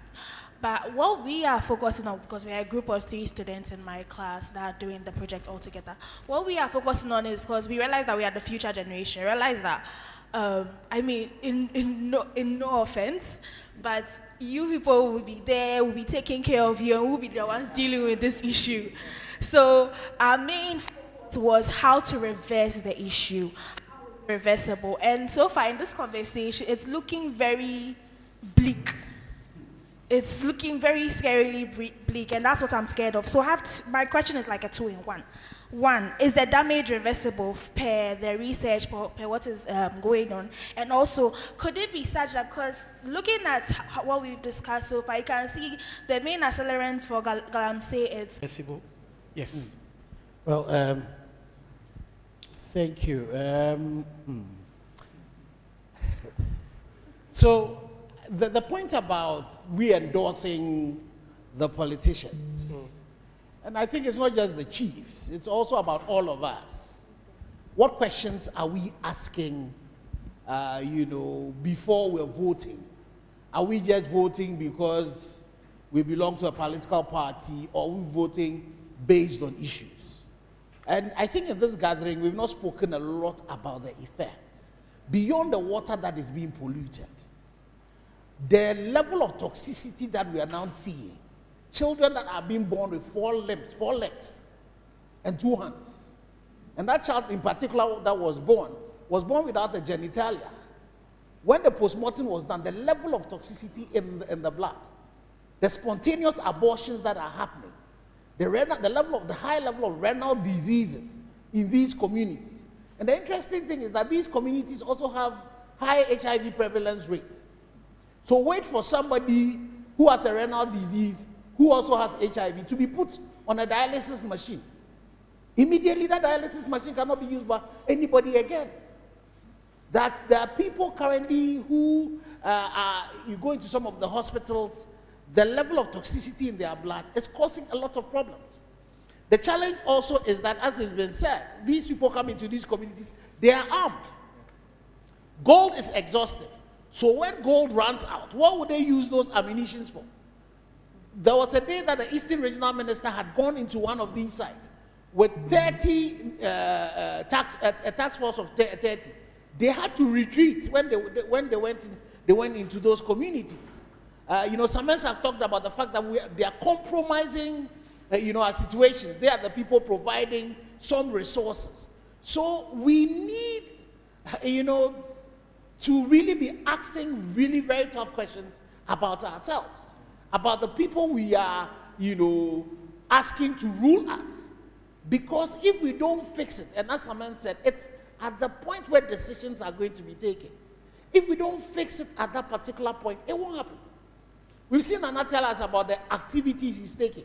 Saman talked about the chief, if you go, there's another chief in German. All chiefs, even Frey, because he decided that they were not going to permit illegal mining from happening. There's no illegal mining happening in the communities. There's a town in the eastern region, they have a river body there called Esubone. They don't have a chief, they have a queen mother. The queen mother and the people are deciding that they will not allow Galamsey to happen. Esubone is clean, people are able to drink it. So there are roles that as leaders we have to play. Definitely the issues of the chiefs themselves also playing roles, the issues of the community leaders, the pastors, the imams who are in these communities. What roles are we also playing? We allow these people to come and we give them places of prominence within our setting. So it is important for us to realize that our very survival is at stake. You as academics, you know that in a war situation, when you poison the water of your enemy, it's considered as, a war crime. So what would they describe people who then decide that they will poison their own self? How would we be called as a people? And we also forget, historically there was a Ghana before this Ghana. That Ghana is extinct. If we keep on going the way we are going to go, this Ghana is going to become extinct. I've heard some people say we are going to import water. About 7 of the water basins around us all flow into Ghana. So when you destroy the water, what pipe are you going to lay to what? Burkina Faso, Niger, where are you going to get the water from? Or you are going to import the water and they'll put them on barges and bring it to you? We can't even afford water now. So please, the argument of wanting to import water, it won't happen. Once our water gets finished, we will go extinct or we'll leave Ujapa. We'll all Japa and live here.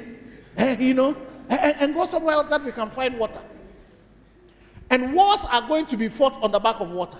Already in 2017, the former Minister for Environment had gone to Cote d'Ivoire on some environmental thing. He was confronted because our water, the waters coming from our Galamsey side, are polluting the beer that gets into their community. So if they are not careful, Cote d'Ivoire and us will start fighting because of the irresponsibility that is happening here. So, is it reversible? I believe it is reversible. It is reversible. It will take a lot of effort to be able to do it. It will take you, the young ones, realizing the fact that your very futures are at stake. Unfortunately, our generation, we are the most irresponsible that Ghana has ever seen. We are the most irresponsible generation. We are the generation that decided that we will mine underwater bodies. We are the generation, even sand winning. You see the way we are doing sand winning. Even the way we are building, we are the people. If you go back into places like Bubuashi, go back to places like Kaneshi, Mamprobi, the places are laid out properly. Go to even the places that before you get into your rich communities, the roads that you get, it is our generation. The people before us left the Ebri Mountains. They did not touch it. Now when you stand here, look at the Ebri Mountains and look at what we are doing to it. So we have to stop the level of irresponsibility. The obligation lies on you and I to say, we are going to stop it. But we know that leadership is cause for everything. So we need to ensure that even in choosing our leaders, we make sure that we choose leaders who would be responsible for us. But how are you able to use technology to reverse it? Those are the things that you can do. And I believe that in solving this problem, there are jobs that are going to be created. So if you sit here and come up with solutions, you will be able to make the money. They went to COP. They are talking about monies that are going to come in. But we in Ghana here, we take one day and we say we are planting trees. Then we take every day to cut all the trees. There's money to be made out of it, but we won't do it. And again, let me tell you, if you take an acre of land and you plant coconuts, by the 4th year, you'll be able to make $2,500 for the acre and be able to harvest that for 30 to 40 years. Do the mathematics. If you take avocado, an acre of land would also give you about $6,000 in your 4th year, also for another 30 years. If you take an acre of land for Galamsey, you will make $6,000 in the first 1 month. After that, that land is completely gone. Land that generations have done. But who is going to tell our people this? Who is going to support the young ones to say that between now and the 4th year, these are the things that we're going to do? So we need you to come up with the solutions. Take these as opportunities and also take into cognizance the fact that we, as your parents, as the generations above you, we have failed you. We are the greedy bunch, but you need to change it. Unfortunately, some of the young ones among you are also now beginning to be part of this. And then when they get the renal diseases, they then said it is somebody who is doing them. Nobody is. All of that is coming, the responsibility is you and I. The fact that you see water from Ghana Water and it is clear, it does not mean it is clean. All they are able to do is that now they don't even use alum again. They use a polymer to do the coagulation. You know what polymers are used for? They are used in treating wastewater. That is what we're using in treating your own water. So the fact that that has been done does not mean that that water is clean for you to drink. And then it's also going into our groundwater as well. So when you sit down and think you will drink, bottled water, you drink packaged water. Unless you also join the politicians who are drinking the Voss, importing Voss and Avian, and then drinking. They should use that to also bath and use that to also cook. It would also get back to them. So the challenge is enormous. The anger, unfortunately, the anger is not meeting it there. And then also the solutions are not coming. So I'm happy that you're doing, Academic City, you're doing this. But we need a lot more innovation coming. What innovation processes can we use to, for example, be able to crowdsource the quality of water so that people in their communities can take it, put it on a particular app, and then you will be able to determine so that you can tell them that the water that is being given to them, they shouldn't drink it.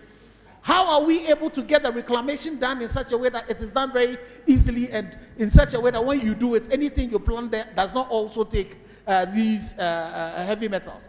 It is said that the Titanic, one of the medical persons on it had mercury when they went down into the wreckage. When did the Titanic, get submerged? The mercury was still there. When the mercury gets into your system, it does not degrade. It bioaccumulates. So it will bioaccumulate in the fishes. It will bioaccumulate in those who eat it. Then the bigger fish will eat it. Unfortunately, you and I are the big ones. We sit on the food chain, we would eat it. And so you will start seeing the effect, the Manamata effect that you see in people. You will start seeing it in our people. The level of mental, alertness of our, you will begin to start seeing all of those things. So the challenge is really very real. When I think about it and I see my children, I want to cry. What future are you going to leave to your people? Unfortunately, the people are not seeing it. So we all need to do something about it. About the laws. We have more laws that we need. We have every law to, even the MPP when they came, they have, that in terms of the punishment that they give, they have increased it. But what do we see? You have situations where some of these people go to court. There was a situation in Takwa, for example, where some Chinese were found guilty. The punishment that was given to them was the minimum sentence given to Ghanaians. That was what was given. So the laws exist. The only challenge is that we don't want to implement them. And it looks as if in our country, one of the strategies our leaders have done is that when they don't want to solve a problem, then they do a law. When they don't want to solve a problem, they will make a law and they will tell you that they made a law. But they will not implement the law. And when even we would implement the laws, they won't do it in such a way that it will burn everybody equally. It is the poor people that it would bend, but the rich people will be left scot-free. So the laws exist, the policies exist. Now people who come and learn them from here. The challenge is what Samen said. We don't want to, it's not that we can't enforce them, we don't want to enforce them. Let me tell you, in Eastern region, for example, now, when the people, they want to do any operation around the Nyinem area, they don't go with the police people there. Because the police themselves, they are compromised. There's a situation where in the police commander, they went to find Chamfan in the police commander's house. What is the Chamfan doing in the police commander's house? Confiscated. Does the law say when you confiscate, you keep them in your house? The next question. Yeah, thank you so much, Dr. Ashigbe. I was almost going to ask how frustrating it's been for you getting involved in it all, but when you say that you almost sometimes feel like crying, I have my answer. And you know, when Uncle Sames put it to the scenario of the midfielder, by the way, I'm putting you in the category of Mohamed Gago, Stanley Abura, and the Michaelesians for your effort. And so when you make that scenario, I'm looking at knowing that you are giving the pass to a striker who is definitely going to waste it. What, if I give you a scale of 1 to 5, you can choose not to answer, please. What would be your level of confidence in the government's efforts? And then, Osaberima, how are you keeping the lines between saying it as it is, as a traditional leader, and also avoiding political coloration, especially seeing that you are still maintaining your melanic complexion? And Dr. Kwaku, you made a point that Ghanaians have gone back to sleep or we're still sleeping. I am surprised because when I hear Nana with all his regalia and authority, asking the question repeatedly, what can you do? What do you want from us as Ghanaians? Why are you bent on denying us our sleep? Please. Uncle Sames, to you, I just want to say thank you for what you are using your stations for. And I am hoping that whatever training you give your staff to it is dedicated, it will be expanded to train more youth to get into politics, because some of us believe that until we get in there to help do it right, it's never going to change. And on the other hand, I'm also one of the people who expect Richard Sky in Parliament 2028, right? Please tell him for me. Thank you. All right. I think I saw that hand, so let me go there and then I come. So, 3 questions there. 1 question, so. 1 for everybody. Okay, thank you very much. A lot of questions are running through my mind. We are talking about Galamsey, but I think I've heard a lot more of small-scale mining than Galamsey. So what exactly is Galamsey? Is it illegal mining or small-scale mining? I want us to contextualize it properly.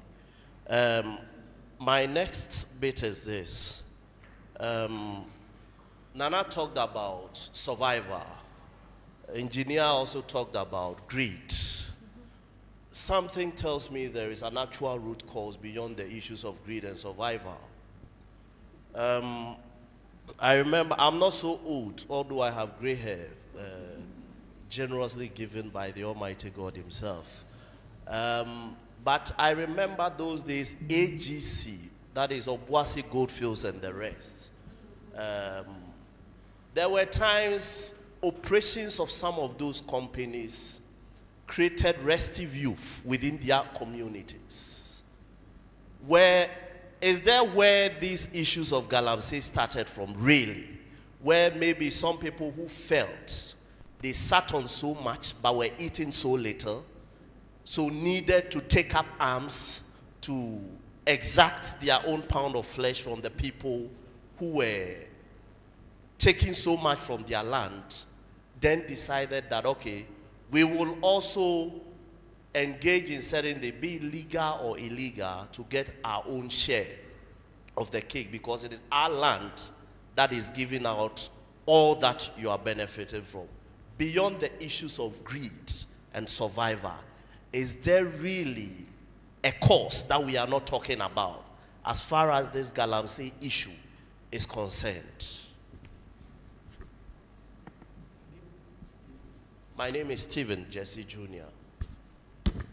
Thank you. Can we address them? That's like 5. Then we'll take 2 more questions. Oh, there's a 3rd one. Okay. So I was asked about how rating from a scale of some skill. How would 1 to 5. 1 to 5. How would I rate the government? The level of well, so again, it's for somebody who has looked at this thing. One of the things that I believe that we need to be very mindful of is not to politicize this particular fight. The NDC, the MPP, they are the same color. And so as we're tracing the fight. So my level of confidence in both of them, very low. If we continue to behave the way we behaved, very, very docile, and again, especially the middle class, if we don't really push them, because Galamsey money is funding both the NDC and the MPP. This particular campaign is funding it. So if you leave them, they will come back, you change, you bring whoever in, and you just leave them, they will go and do it. So we need to ensure that we hold people accountable for the things that they do. We hold people accountable for the wealth that they control. So my confidence in the situation, that's why I told you from the beginning in terms of the fight. What has happened? Nothing. The enhanced measures, nothing is happening. Even the NDC and MPP, when they got an opportunity to sit in parliament, both of them passed the LI 2462. When they got an opportunity to repeal it, both of them came back to parliament and decided that they were fighting for where they were going to sit. I'm sure you have heard Mustafa Bande, an NDC, one of the executives, standing and saying when they come back, they are going to let them mine. I'm sure you've heard the MPP, who's a doctor, who should know better. An MP who also said that they will not stop today, they will not stop tomorrow. So that should paint a picture for you that if you leave it for only them alone, nothing would happen. Unless you and I decide that we will change the way we go. Please, I agree with you that beyond the greed and the livelihood thing, within that, it's another major issue. It is the Obuasi-Johannesburg conversation. Look at Obuasi and Johannesburg. Both of them started mining gold about over 100 years ago. Look at the level of development in Obuasi compared to the level of development in Johannesburg. So when people sit around some of these resources and they don't seem to benefit from it, that definitely also would engender it. But again, when we are doing it now, you heard Nana say that some people go to their farms and they want to even collapse. So the people who are even doing the Galamsey, they are also perpetuating the same thing. Just a few of them taking the things and deciding that they will benefit from it, and and everybody else, So even within all of that discrepancy that you see is also the issues of the fact, the inequity when it comes to the distribution of the wealth. So and again, we need to really look at all the facets of it. How do we ensure, even with this Galamsey things that's going on, where the deprivation is happening, we're still perpetuating the Obuasi and Johannesburg thing. Those places where they are mining are even now more worse off. So we need to ensure that there will be an equitable distribution of the wealth that is coming out of these places, and also be able to take the decision. When you do the total cost and you compare it to the total benefit, if it is negative, then some of those resources are better left really not touched. But how do you provide for the people who are there? Because the issue of survival is instinctive. And I'm just hoping that all of us will also get into the survival mode now. That our water is getting depleted. Our air is getting depleted. The diseases that are coming. So we need to fight back. And what can we fight back with as citizens? Where the Constitution says that sovereignty resides in the hands of we the citizens, and not just the few people that we choose. And I also agree with you that we need to start getting minded Ghanaians, young people, getting into politics. And some of the people that Samens is training to push some of those things, they should also get into the politics and not leave it for others to do. I see Mr. Samen shaking his head. You want to say something? Oh, yes, Doc. All right. Thank you very much. First, I will add to the solutions you were asking. Over the period, one of the techniques we'll be using, remote sensing and satellite imagery. We are able to use those ones to monitor the activities of the small-scale mining. The last 2 years, together with some partners from US, we were able to use that to trace illicit financial flows and also guns flows and smuggling of gold within the country and outside the country. So it's one of the powerful tools that I believe that we could hang on. You can go in there and see how you can explore to be able to monitor our environment, the cover change, the devastation, the cover changes and stuff. Like engineer also mentioned, we as a university, we were able to come out with this tracking system where most of the excavators, we have the trackers on them. We can demobilize them at any point in time. So these are, unfortunately, it's still on the pilot stage. We are hoping that it could go beyond I know about 100 excavators have been installed. They have installed on about 100 excavators. But the excavators we have in the countries are thousands of them. So if you only have 100, it means that you still have a long way to go. It's still at the the earliest level. So much can also be looked into. Also a university, one of the technologies we are also pushing more is mercury-free technologies. So the mercury-free technology, what we're trying to do is that, are they able to recover the gold or get the gold without using mercury? So any technology that is able to facilitate that is something we work on. So we have one called the direct smelting or sikabuchia, where we don't use mercury, but we add other chemicals that are environmentally friendly to everyone to use. That also exists. We also have the lantern retort, where people still use the mercury, but in this case, we have a way to capture the mercury in order not to go into the environment. You can recycle the mercury. Unfortunately, we brought into the system, the miners want a quick reaction. So the adoption has not been much, but I still believe that it still have potential. At least it will minimize the mercury exposures we have in the environment. The gentleman mentioned about sleeping. What am I looking for from Ghanaians? One, we need to demand for accountability. When we give people responsibility, they need to account for it. And that is what, unfortunately, we have not done. We have not demanded a lot from our leaders. We have not demanded a lot from the people who are supposed to represent us, but rather we hail them even when they are wrong.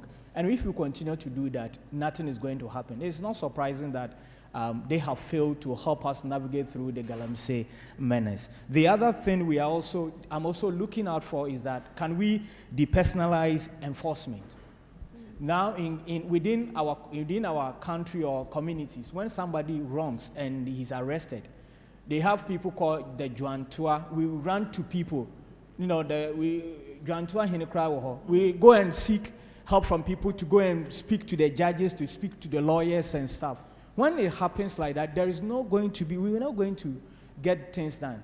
So are we able to depersonalize it? If the person is wrong, it's wrong. Regardless of the party, regardless of the family the person is coming from. If we are not able to do that, I am not sure we are ready to deal with the Galamsey menace. The other thing I'm also expecting from Ghanaians, including myself, is that, can we enforce the polluter pay principle? If you mess up the place, do we need government to come and take taxpayers' money? I sit back and when I hear these things, it baffles me. You have gone there, dug the area, you have made money, and you run away, and they want to take my tax to come and fix the mess that I have not contributed any way to. It's not fair, you get it. So the polluter principle means that anyone who messes the place needs to pay, regardless of who the person is. So for instance, if we are given opportunity, we don't need to go and source for funding. We go to the community, we go to the chiefs, whose land is this? They will tell us it's a family. Every land in Ghana has owner. We go to the people, we ask them, who did this thing? They will be able to tell. If you are not, there is something we have to do to you. And in so doing, we'll be able to pinpoint a lot of people who have messed the system, and we cause them to go and fix them.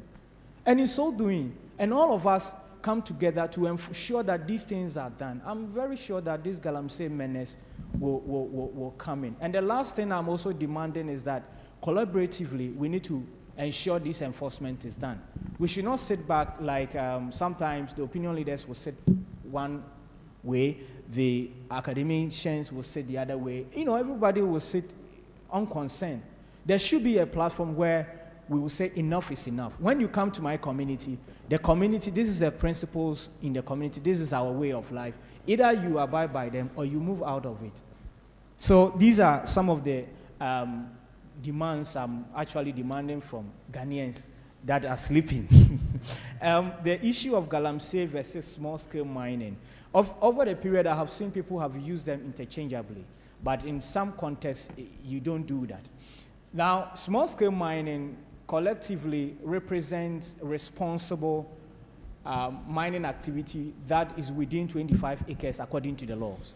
So any mining activity within 25 acres that has been categorized by the law as small-scale mining, there are laws governing it. If that activities conforms to the law, goes along with the law, that activity is a small-scale mining. But the Galamsey, when we talk of Galamsey, now it denotes illegal activities.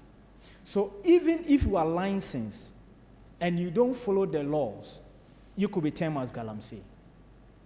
But previously, the activity was not an illegal activity because that was what our forefathers were practicing until the law came in.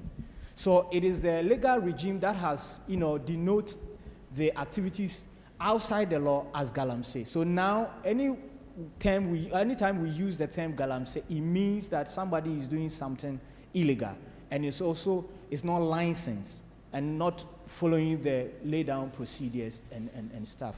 The last comment on some of the root causes, like I mentioned, the livelihood is key. The greed stuff is key. I mentioned that there are categories of people involved. One, the people who are looking for livelihood, and the other ones that want to create wealth. If they want to create wealth, their behavior is different. If it's livelihood, is different. At the end of the day, most of them do not give regards to the environment. And that is critical. So unemployment is also one of the underlying factors driving the activity. And also, some of us also believe that one way, directly and indirectly, it drives the local economy. And since it drives the local economy to see some infrastructure development and stuff, the society accepts them as a key driver, and therefore we help and also facilitate its development in the community. Thank you. All right. I think there was a question to Nana about coloration. I don't know if you want to. How do you speak truth and not be political?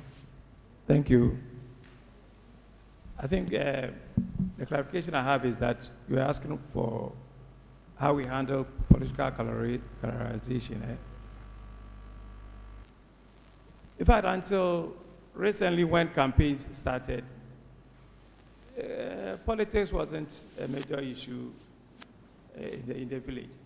For us, most of the times what we are thinking about is what we are going to eat today with our wives and children.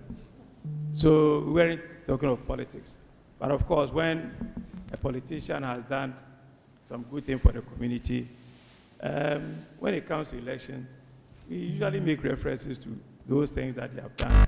And we hope that if they stay in power, the next time they will do more for us. So for us, it's not really the nice things that we are talking about. For us, it's usually who has done this for us. The next time, we pray that you continue to do more for us. I just hope that as you young men are coming to move into the villages, things are going to change. Hopefully. You are going to do things differently. You are going to help us do things differently. In fact, I've always wondered why university students don't come out into communities to help solve problems. Because you see, I see that usually when government pass laws, they don't really educate us on what it really means and what to use it for. Yeah. I remember many years ago when I came to Accra, I stayed in Mapubi, and there were no gutters. Then later on, they came to make gutters for us. Now, I realized that most of the Ga people that I used to know would throw their garbage in the gutter, believing that when it rains, the rain will carry everything away. Now, I had stayed in Akosovo many years. And I knew that gutters were for water, wastewater to flow. I don't know, but that was what I had learned over the years. But when I came to Mamprobi and Wellington, when they constructed the gutters, we were dumping all kinds of rubbish into the gutters. The thing is that who was going to teach us how to use the gutter? I see that for some of the things happening in our villages, the laws have been passed. But who is going to educate those of us there, supervising all these Galamsey activities to help to do the things right? The land is there, they've covered. If you go close to a mine pit that has been covered, I know there's a procedure that they should remove the topsoil and keep it somewhere before they go down there. But any time you go to a place that has been covered, the topsoil is full of stones. So even after they have covered, I don't even know the number of years that it's going to take for that place to be used as a farm. These are our problems. We have come to a university today to tell you, please help us. Help us design solutions for the village. Absolutely. Because it's very difficult to do everything. That's a good cry from Osabarima. Your question, please. Thank you so much, panelists. My name is and Engineer Dr. Kenneth, I agree with you. We are the worst generation. And I also believe we can make it better. So my question is, how best in our own way as an individual contribute to responsible mining? How best can we contribute to that? Thank you. Is there another question?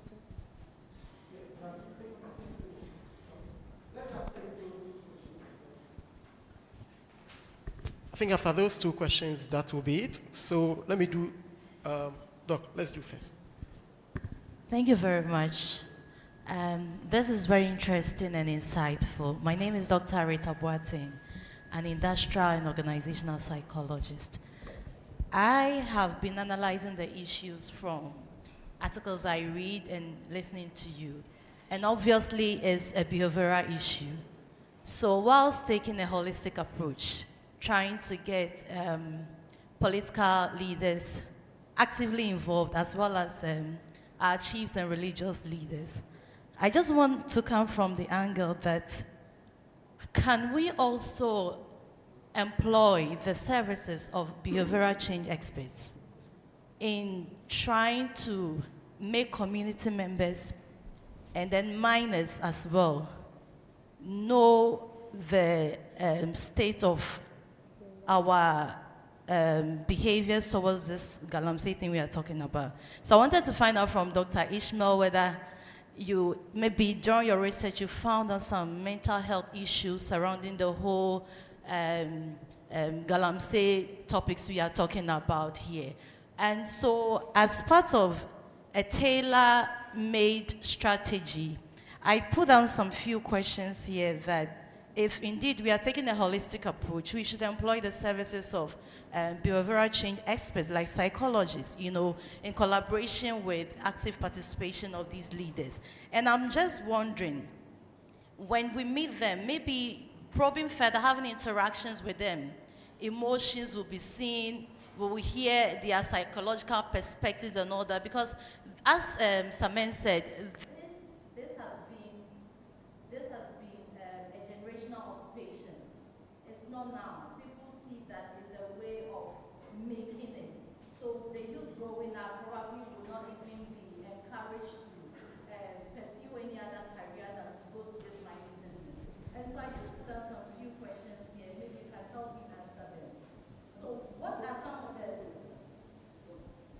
I tried this. Okay.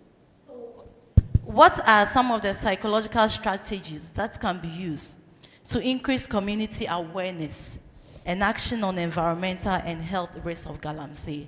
I believe strongly that the enforcement must be done. Yes, without it, we can talk and talk and talk, have all the theories and all that, they wouldn't work. But aside the enforcement, we are dealing with human beings. They have a particular mindset. And so in addition to that, we should come from this perspective. The other question I put down here is, how does exposure to the mining culture from a young age affect career aspirations and even the psychological well-being of the youth in those mining communities? Then I have another question here.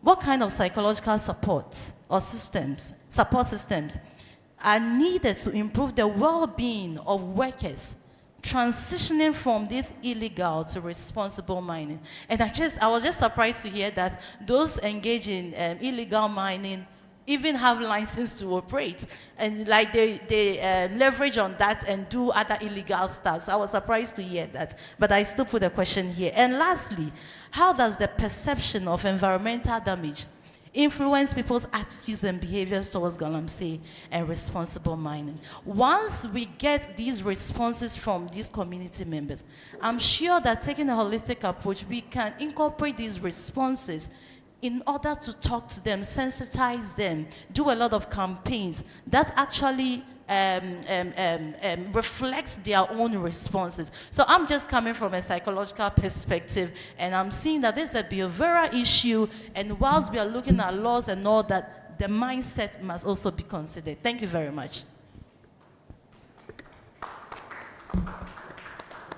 All right.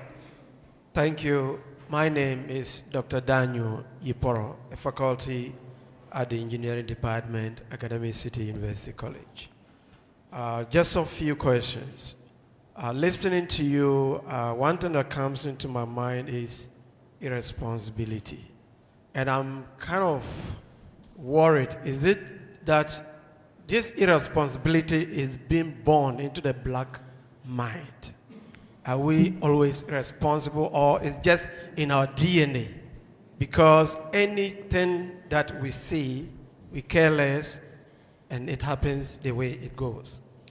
I also want to direct this to Nana to find out, and thank you for the progress you've made, but I want to know, in your advocacy program, do you involve health workers so they can discuss the issues in terms of the data that are arriving, so that the people themselves are educated on the dangers they are exposing themselves to in the name of getting money? Personally, I've done this research since 2019, and the levels we've recorded after filtrations with the system that we developed, that even with success of 90 or 80 to 90%, the values of mercury, copper, lead are still more than what the WHO stated. And the question is, from 2019 to now, what are the values?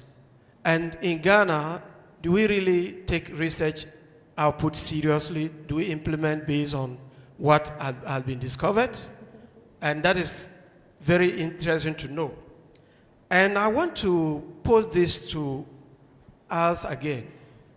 Why? I believe in China, they have water and they do mining.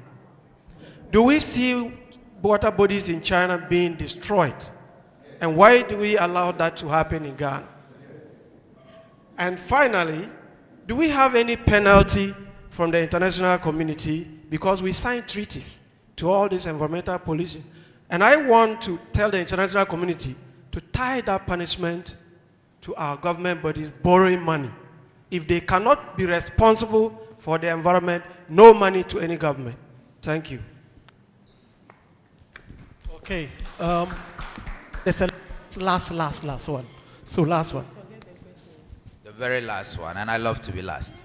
Dr. Ashigbe, you know when you mentioned the fact that Esubone has not been touched, something just rushed through my mind. Do we go back to probably rename our river bodies, like maybe Esuo Uwo, Befayare, so that they don't go there? But my main question is, looking at the way things are going now, because maybe you can help us with this, your experience in journalism over the years. Do we need to get into constitutional review to the situation where we give some more authority back to our traditional leaders? Because it looks as if now it's one-sided, and as Nana speaks with desperation, you are in your community A guy comes with champagne and machines and say, I have authority to destroy your land. Pardon my use of that word anyway.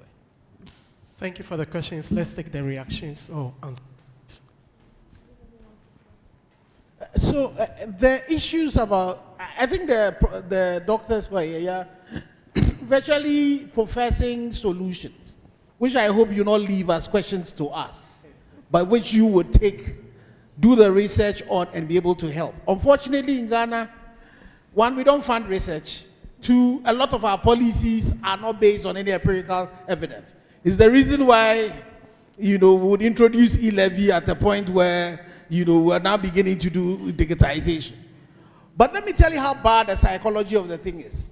Sometimes they think that the more people die in the pits, the more gold they get. That's the thinking of our people. And I think one of the very major things is the linkages between their actions and what is happening. They don't see it. So there's a Galamsey who was sick. He had stage 4 renal failure. If you see his picture, I have when the autopsy was done, and you see his kidney, you would think his kidney had been cooked. But they said in the community it was one of his people who was doing him, if there's anything like that, doing him, So I think that bets, we need that psychological and mindset thing for them to relate the things that they are doing to what is happening to them. For them to stop this thing there's a video going around of one of them who had died in the pit and they had dragged him. If you see the way Ghanaians consider human beings as sacred, if people can do the things that they're doing there like that, then you have a problem. And this whole thing about the way we treat foreigners is the reason why you have foreigners who are coming from our neighboring areas, and when they come, they still give them, accord them some respect and allow them to destroy without. So we need to really work on our mindset. It's really important. The solution, if you can do that on the mindset of the people, and let them realize themselves that they are more victims than they think that they are victors. That when they cut their thumbs and they are chewing them, that's no, grill that they have, but it's actually their survival. We shall start having the rebellion coming from them. And that's the way we'll be able to resolve the issue. Because sometimes they see us, you are sitting in Accra, you are wearing red and say you are doing Galamsey. Where is that coming from? They don't see it, that you are actually fighting for them. And so it is the mindset bit of the fight is very important. So for even us in the media, is one of the things that we want to do the shock and awe. Take some of this information and really throw it back at them and let them realize the fact that they are victims in all of the things that it is that we're doing, and the fact that they need to all help us to be able to resolve it. Because this Galamsey is a national issue, but the solutions are very local. It really would come from the people. And if we can get them to get that would happen.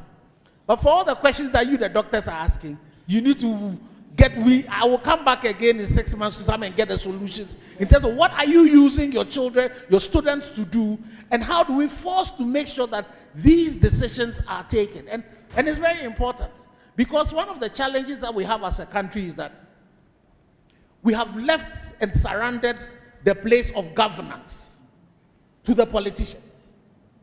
And the sad part, all of us who are sitting here in our classrooms, we are some of them who are our mates. When it comes to grey matter, we know they did not have it. But you've decided that you as academics, you are not going to do it. And even you as academics, some of you are now taking decisions and wanting to apply theory and practice based on politics. The middle class, you don't want to even talk about it. It is when DDP is done and your money is tight before you go and stand at go and picket at the Ministry of Finance. The professional bodies, where are the professional bodies? All of these people, we have petitioned the Ghana Medical Association about that doctor who is an MP, who said they will continue doing Galamsey. GMA, they have not even had the courtesy of him responding back to us. So what has to happen is that academia, middle class, the professional bodies, we need to take our appropriate place and let the politicians, who are only getting there because of our thumb, know that when it comes to governance, we all have to do it together. If we don't do that, we are going to be doomed. We cannot surrender governance to only a few people who most of the time know nothing about the issues that they're dealing with. Till we get into that and be part of the solution. And it will not be given to us on the silver platter.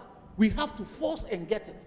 And so that we can resolve the issues. So for me, Academic City, the decision you take in taking live issues and trying to find solutions about that, you need to find a way of mainstreaming it. So your other academics will also get involved in that. That is the only way we'll solve our problems. Our problems will not be solved about NDC and MPP. It will be solved about using our grey matter to resolve the issues and making sure that we're all patriotic and wanting to fix it. And it will require a lot of sacrifice. It would require a lot of sacrifice. You, the young ones, if you don't sacrifice for this country, nothing is going to happen. The places that you jackpot and go to, people have to sacrifice for these things to happen. And Galamsey is not their irresponsibility is not a black man thing. The Wild West that happened, the gold rush that happened in the US, they did worse to themselves. The Chinese, there are some communities that they do it. The only thing is that there are repercussions for the things they do. But for us, as the doc said, we even have Jantuahine. The I beg you is one of the things that kills us. We need to let people start taking responsibilities for the things that they do wrong and the things that they do right. We need to do. So we should stop that beg. Our punishment and our reward system has to be properly aligned. And that is really a problem. Some of the things that we should change in our culture is things like Jantuahine. That Jantuahine should be completely taken up. And if you are wrong, you have to be punished. Thank you very much. Okay, thank you. Okay. I think if we are giving the whole day, we'll still be talking about this Galamsey thing. And people have noble ideas, beautiful ideas. People are passionate about the issue of Galamsey because it's so real to us now than before, and the damage that is causing to our environment. I will still conclude on the issue of law enforcement. Of all the things we can do without enforcing the law. You see, the issue of, let's take a second look at our constitution. I mean, a second look at our constitution would take forever. The question you ask is, what do we have now? Okay, and somebody made reference to other countries who are also, how are they managing this illegal mining thing? Okay, go to South Africa. A few months ago, I was in South Africa. They call it Zamazama. Okay, in some of the communities, they don't even report what they do to the Zamazama people. No, they don't report. Though. They are not. They can't do this media thing. They'll kill you. Once they see you, they'll kill you. This is how some people. This is where they've raised the level to. They don't want to hear about the thing. The national government or whoever should do whatever. But as for the community, if you bring illegal mining here, they'll finish you. This is, so what I'm saying is that if we can't leave the issue of law enforcement. Now, again, where I depart from my brother Ken about this, the role of the politicians. Now, the politicians, nobody forced them to be politicians. We didn't push them to offer themselves to be politicians. Now, the moment you tell me that you want to be a politician, a member of parliament, or a minister, what you've just told me is that you have measured the problems confronting us, and you think you have what it takes to help solve. So you can't put yourself there and then start dodging and telling me which one you can do and which one you cannot do. The point, once you put yourself there, do it. Because we have problems. The thing is, no, but we all admit that Ken Ashigbe has been doing this thing for 8 years. And then what happened? He's still doing it. But the person who put himself up, that I will solve the problem based on the resources that have been committed to me, he's working about giving speeches. And I'm a media man, and that's what I want to be. What I can't stand is when politicians in power decide to turn themselves into counselors and motivational speakers. Who asked them to be motivational speakers? Just to get the work done. You talk about this John Tua thing. I don't see anything wrong with that. It's part of our culture. But the question is, if the chief would go and do the John Tua and in the process educate people so that they can move away from the irresponsible mining which we are dealing with, so be it. But what's the point in, let me use the jantwine the thing, and then people, the following day, people are continuing. So it's a repeated cycle of frustration and failure. And this time around, we see the results. We see it every day. This weekend, I was in the eastern region, and what I saw, you don't want to know. They have turned the belly of the cocoa farms. And the chief was saying, and I have a farm, 10 acres of cocoa farm. I had to abandon it. So when I went, the guy said, oh, some people are going to plug the cocoa. I said, they should take everything. I don't want to be part. Because Galamsey all around. And my car, V8 four-wheel drive, couldn't, 100 to 200 meters to the farm, I couldn't move because water everywhere. So this is the clear and present danger.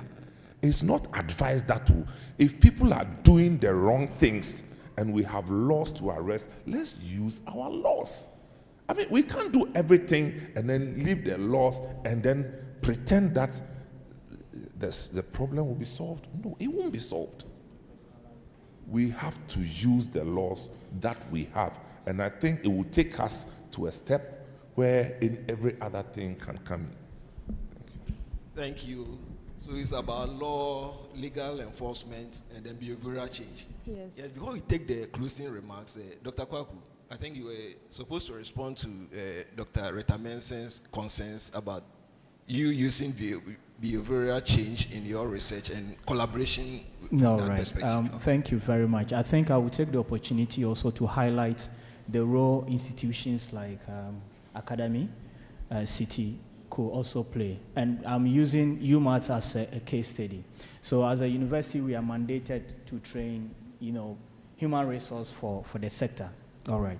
So over the period, we've categorized our role into about 5, broad groups. We do research and development, which out of it, we have some of these technologies coming out. We have technical training. With the technical training, I have been involved in training about 20,000 of the miners. Even last week, I was at Dumkwao training people on responsible sourcing and stuff. So we also provide technical support, which is our role.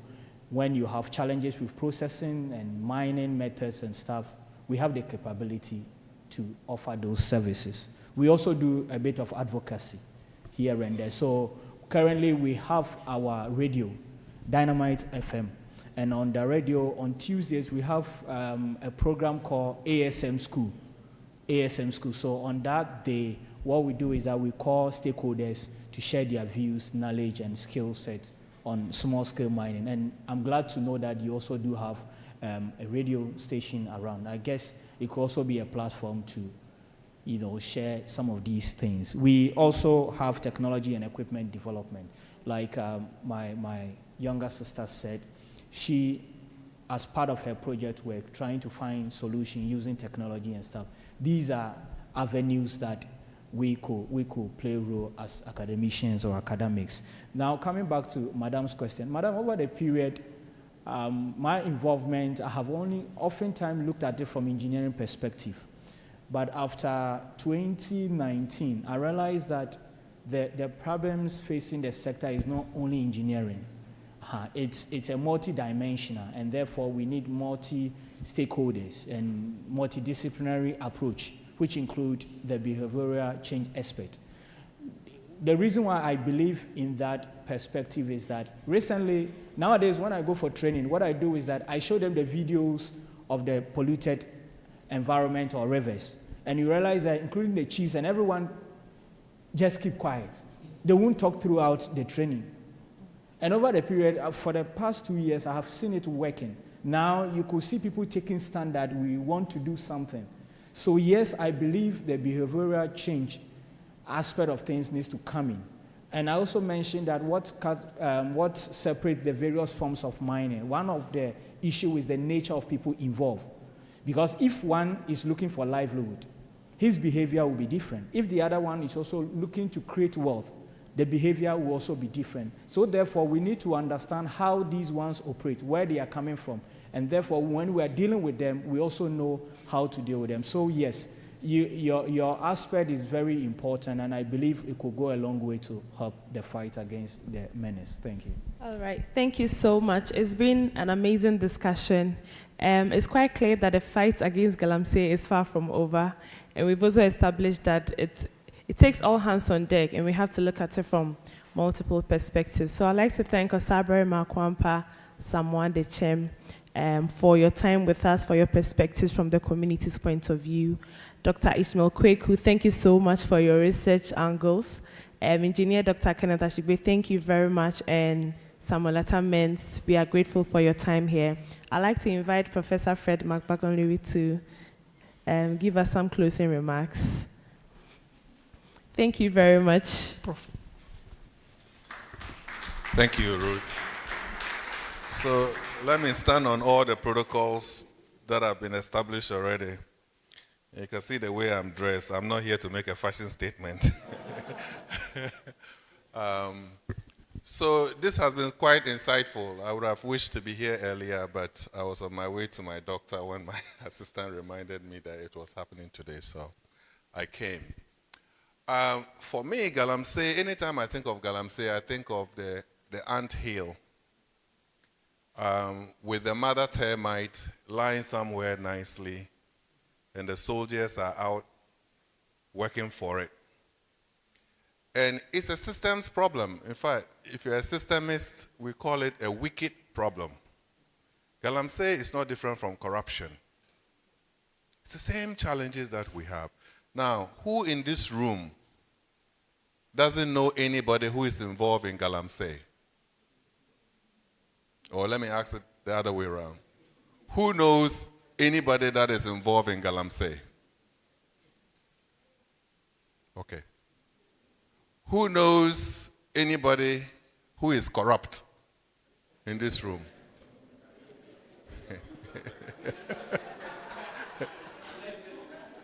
We know them. They are our neighbors.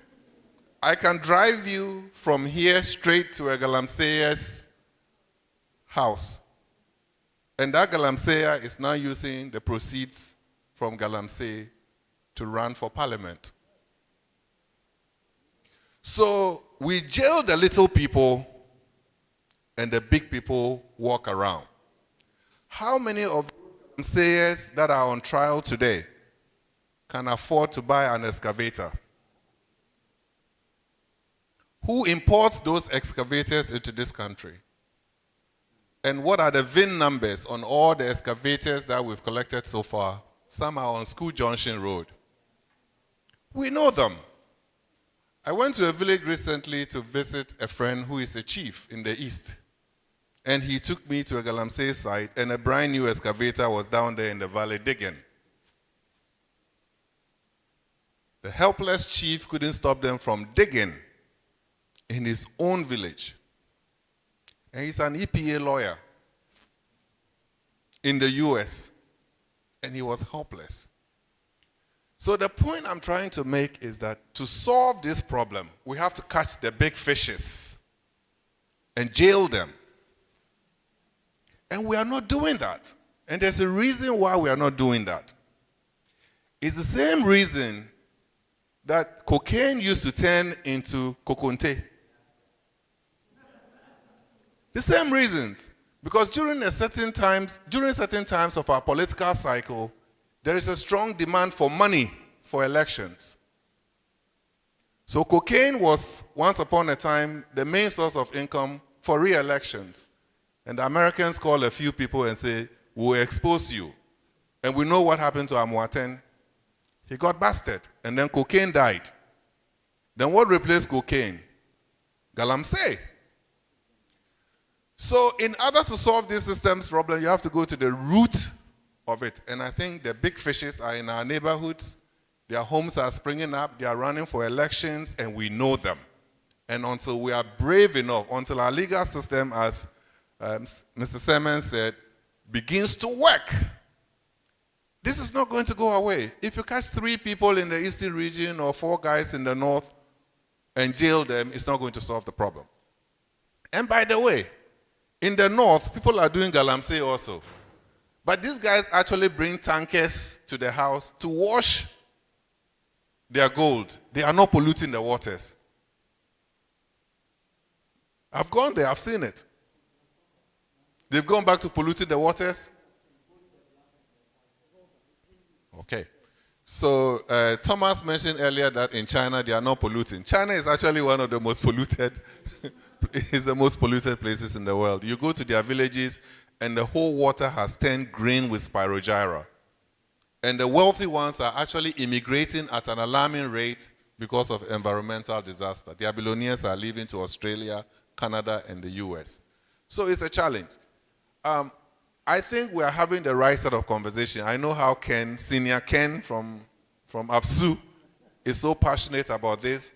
I'm happy that we could hold a seminar here with the young ones because you guys are the future. These are the challenges. These challenges are real. They are not going to go away. If I have to prescribe a solution for Galamsey, I think the big fishes should be jailed. That's one. That's what Singapore does. The second is that what are you going to do with all these young men and women who are burrowing into the ground, desperately looking for some income? What are you going to do with them? We need to retrain them. Maybe TVET has to start setting jury training centers in these places, and all these major mines that are mining in those areas, maybe they should give them discount prices for them to buy gold and actually make jewelry out of it. So can we train them?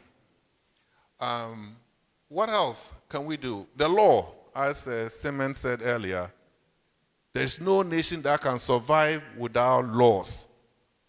The last time I worked in Singapore, I was walking one day and I spat out my gum. And instinctively, I stood, grabbed it with my bare hands and put it in my pocket because I just remembered in Singapore, you don't chew gum, let alone spit it out. And I'm telling you, anybody that says that Singaporeans are different, you've not lived there. It's the same British system, it's the same chew and pour, but they are doing much better than us because laws are enforced to the latter. The other beautiful thing that the Singaporeans are doing that we are not doing, they are intentional about how they educate their graduates. So when I worked for Siemens, every year I will receive 5 Singaporeans to my group.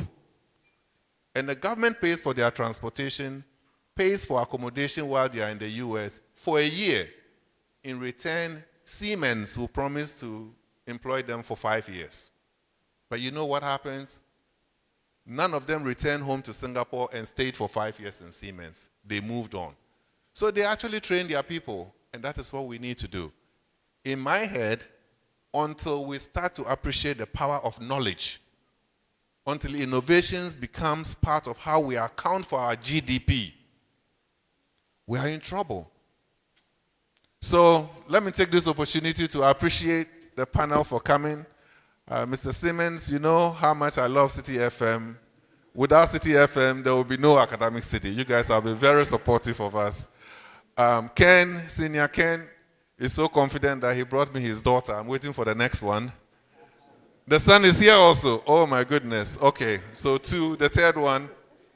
So I missed him 1 year at St. Augustine's College. UMAT has always been our mentors. Hopefully, we get to win ourselves up, but we love you guys. Nana, our chiefs are still our pillars of dignity in this country, and I appreciate your leadership. I work with Worcester Polytechnic, and we've done some work at Achim Genase. So we'll be happy to see, including coming up with a device for extracting gold without polluting the water. So we'll be happy to find out what kinds of projects we can do with you as well. But we appreciate your leadership. I think it's time for us to go back and maybe our Council of State should actually be Council of Chiefs. We have to define a constitution that reflects our reality. We have to move away from a copy and paste constitution that cannot be triggered. as you can all tell, maybe we need AI to interpret our constitution for us as well. So for you, the attendees, we appreciate you attending. Thank you all. And we look forward to continuing this discussion. Thank you. Yes, we have some tokens of our appreciation here for our guests today. Okay, so if you don't mind, let's start from the far right, as tradition demands. So, Osabarima, we really want to appreciate you. Yes. We want to appreciate you for... Yes, thank you so much for coming. Engineer Dr. Ken Ashigwe, thank you so much for Prof, we need pictures, so please do it again.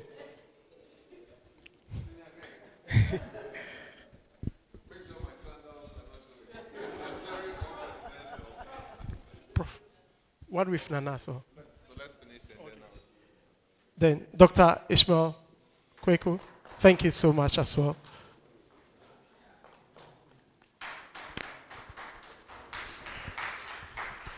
And then finally, Mr. Sam Mens. Thank you so much.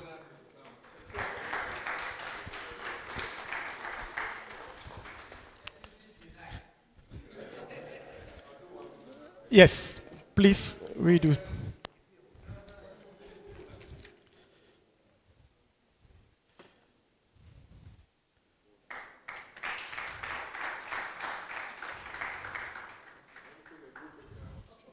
Yes, let's take the group picture. Yes, as we do that. So, unveil. So, whilst we were here in the room, we were streaming online as well. A few comments from there.